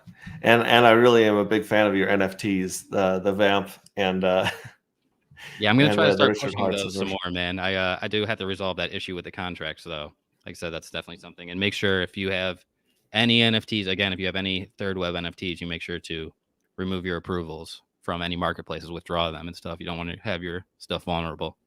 Oh, so you're saying that if you've connected your wallet to something like OpenSea or Mintra or one of these marketplaces, to only connect it when you're doing a transaction and then disconnect it afterwards? I mean, that's best practices, but no, what I'm saying is that if you have any NFT collections that could possibly be vulnerable to this exploit, which would most likely come from a third web contract that got deployed, you should definitely remove that NFT from the marketplace, any marketplace that you have it posted on. And you should go to revoke.cash and remove all of your approvals that you've given for any of NFTs. Let's go back a little bit, because you lost me a little bit. All good. So you're saying if you have a collection of NFTs that you're deploying, right? Okay. There's the exploit. Can you explain the exploit to us? Yeah, I don't want to tell you something wrong exactly what the exploit is, because I don't know. It's something with the Open Zeppelin library, like Crypto Sloth was explaining, but okay. it was something that gave the ability for the smart contract to take your funds, because it was introducing, like Crypto Sloth said, the ability for the admin to introduce a new function into the contract that's not present there. So like they could add an additional function, and then you would see like, approve, and it could read on the DApp like approve to marketplace or something like that. But really what you're doing is actually giving it complete access to your funds. So you have to make sure that when you interact with these contracts, if you're not a developer and you don't know how to read smart contracts and stuff, that they're specifically secure and audited. And in this case, these third webs were audited, but they missed this error. So that's why you had to migrate to all of these new contracts. Oh, okay. And so you're saying you got to migrate to a version that doesn't let people go in and add to the smart contract. Right. So it's just like these were called 721 drop contracts. These new ones are called 721 drop like M or something like that. And it's just the removal of that harmful function. Mm-hmm. So what's going to have to happen is a whole new contract address and then an airdrop. Okay. Is there a place that people can go, a front end or a website that's tracking the deflation of this token? Proof of no work. I don't have a specific front end built to track the deflation. I have something. That's not a bad idea. I could build something like that. I have a burn app that I built that was having people weekly compete in a competition, and whoever burned the most tokens would receive a prize in proof of no work. But as a part of that, there's also a function that I built into that. I could have a display of how the deflation is going and the APY and all. That's a good idea. I'll maybe think about doing that, because I don't have anything like that. Yeah, if people could visually see the supply of the token, yeah, go down before their eyes, I think that'd be very powerful. I know that one of the most powerful marketing tools that TitanX uses is their stats page, where it shows the percentage of burned tokens, staked tokens, yeah, and liquid tokens. just like Zen has too. Yeah, does Zen have that as well? Yeah. Oh, okay. Yeah. So if someone could visually see this supply going down, that might get more interaction, more interest. I've been working on something too. I'm having real hard trouble with it because there's so many variables of comparing tokenomics between tokens. So like if you had the same amount of buy pressure, the same amount of orders, all things were equal, I'm trying to compare what proof of no work would do versus Bitcoin would do versus Ethereum would do or something like that. But there's so many variables as a part of it that I'm having trouble getting out a model that's working. But I've been working on that for a while now. It would be nice to come up with, but it's I've had some trouble with it for sure. But I definitely like your idea about posting a visual representation of the burned. I'll get on that for sure, because that's a really good idea. I appreciate it, man.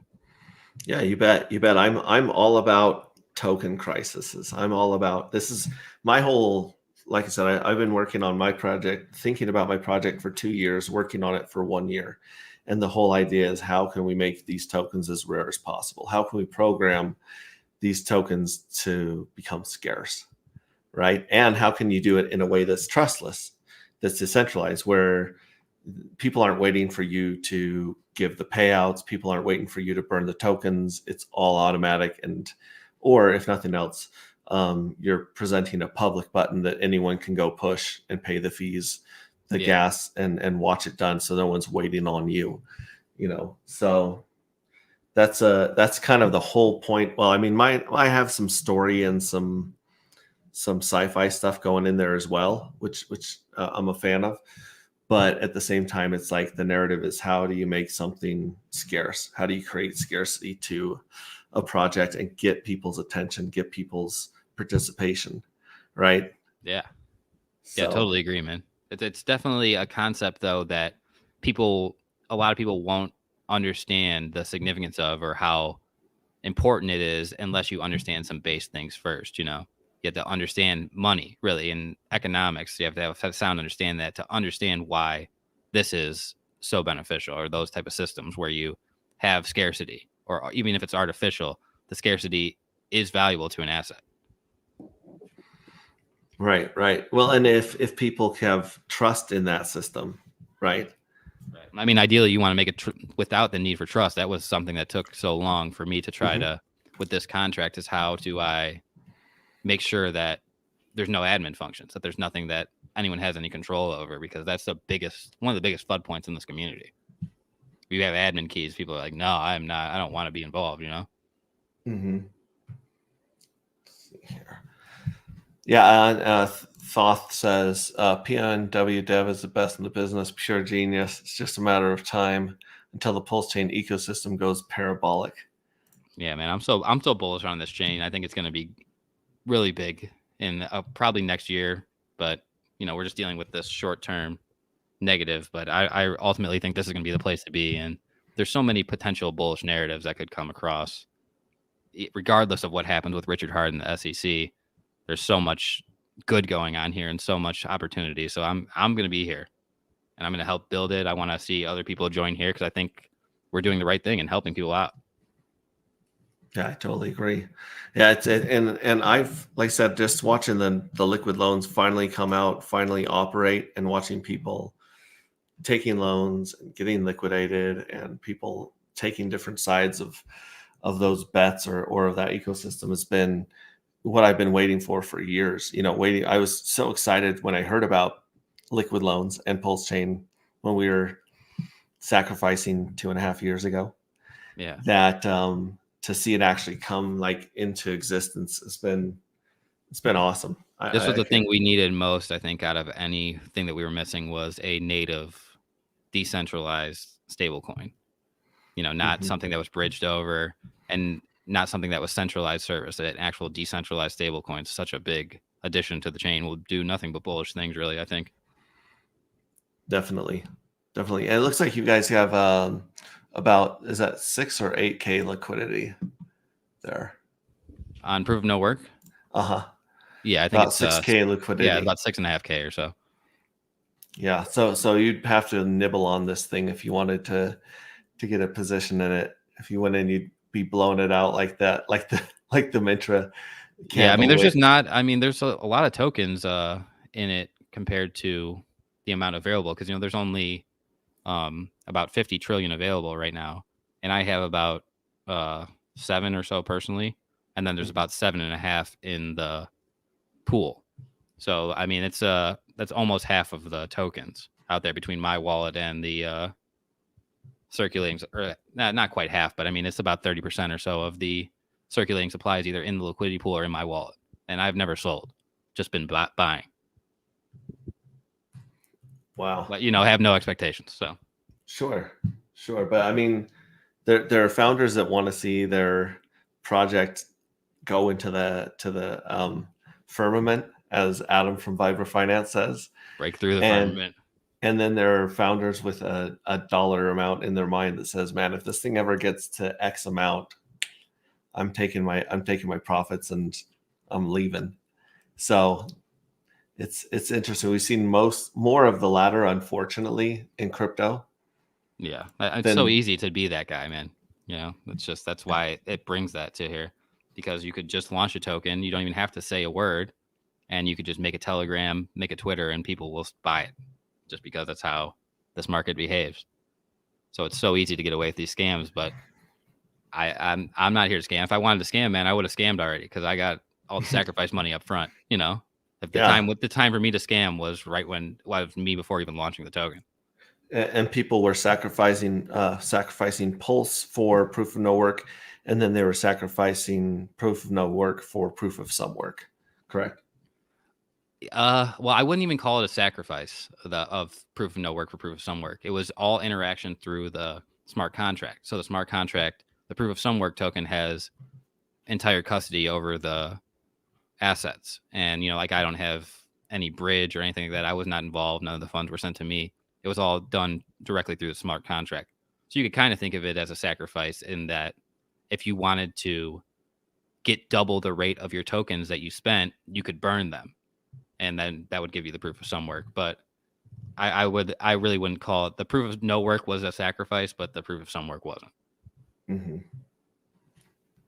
Wow, that's really interesting. There's so many mechanics that I see coming out, and so many ideas of how to improve on what we've enjoyed so much in crypto. Just, I don't know, someone sees an idea and they say, yeah, but what if we did this? What if we tweaked this? What if we got rid of this? And I think that competition is what's going to drive us forward and make us it's one of the better. features of crypto, man, is the ease of replicability. You could easily replicate so much of crypto because all the publics or all the functions are public, and there's been documented. All kinds of people have covered it. There's YouTubers that walk you through exactly how to code and stuff like that. So there's just so much opportunity to innovate, and you don't even necessarily have to change too much inside of the code itself, but you can make a crazy innovation just by switching up a few things. So this is going to be going on for years and years and years into the future. There's so much opportunity here because there's all kinds of stuff we haven't even thought of. and people are gonna have an idea, and we're gonna be like, oh wow, that's so good. I can't believe we didn't think of that before. We're still at the early stages, you know. Right. Thought says, don't forget that Phil Gobb and POW copycat rugged. Oh man, that's such a bad thing. You see, that's the proof of no work chart, right? That you have pulled up here on the screen. See that big green candle? That's a launch candle. A lot of them do that, but this one went really high. We hit almost a $1 million market cap. Started at like 28,000 or something like that. But this scammer, his guy was like Pulse Abides or something like that, I think his name was, launched a token that was my token, proof of no work. He copied the contract. As a part of my contract, it's unlicensed identifier, which means that I have exclusive ownership for it, and you're not allowed to copy the contract. It's like similar to how Hex's contract is. And when I launched that token, this guy copied the shit and then promoted it to his audience. He was like a medium-sized Pulse Chain Hex influencer. And they basically took so much of the money from proof of no work to that chart. And then about a week later, the guy rug pulled the liquidity and stole all that money. So unlike, you know, if some people rotated from proof of no work into Pulse Chain or into Hex or something like that, they could rotate back at some point. That dude just took all that money. It was like $400,000 or something like that. Or I don't know. It was something huge, or some big number. And he took all the money, disappeared, rug pulled the liquidity. And now that was so much of that was a part of this, and it will never come back. So that was a big hit to this community, you know, when that guy just rugged everybody and stole my stuff. Cool. That's I like that. I like the mechanics and the ethos of following the Richard Hart's kind of, you know, the code's finished, the code's immutable, no admin keys, nothing like that. 100% flawless uptime, man. Yeah, that's great. Yep. Great. Is there anything else you want to cover? Well, we got you here. Like I said, this is a wonderful opportunity for anyone in chat to ask questions that has to do with NFTs, IPFS, those kind of things. Yeah, I'm down to answer any questions, man. I can't think of anything off the top of the head I really want to talk to. I feel like we covered a lot. Yeah, well, and like I said, these streams are so long that they just lend themselves to clips, right? Yeah. So if anybody here wants to make clips of this, please do. 3-5 minute sound bites of so much awesome information was shared by all of the guests here, including Proof of No Work. So yeah, clip it, use it, share it, and we'll just try to make this as digestible and bite-sized as possible. Yeah, I would definitely appreciate it personally, because I hate doing this type of thing. This is something that I'm not very good at, is editing videos and putting them together. Yeah. I need to get better at that for sure. Yeah. Awesome. Well, thanks to everyone for joining us. If you have made it this far into the stream and you have a comment in the comments, if you've made a comment, feel free to DM me your size of t-shirt and your address, along with all. I should have actually said this at the beginning to all the guests. But if anyone wants to send me a size of a t-shirt and an address, I will ship you out a hexrayvision t-shirt for being here and being a part of the community. Appreciate it so much. And next week we have on Tech Talk, we're gonna have InvestDex, Chrissy Rose, and Shades, and they're all big parts, big members of several communities. Obviously, InvestDex is the founder of InvestDex. And we're going to be taking all of your questions about that. I think they're going to cover a lot of the Genius community and the things that they're trying to program into the Genius community, and NFTs, a whole bunch of stuff that we're going to get into. So come join us next week. And thanks again. We'll see you next time. Bye. Peace. Thank you, man.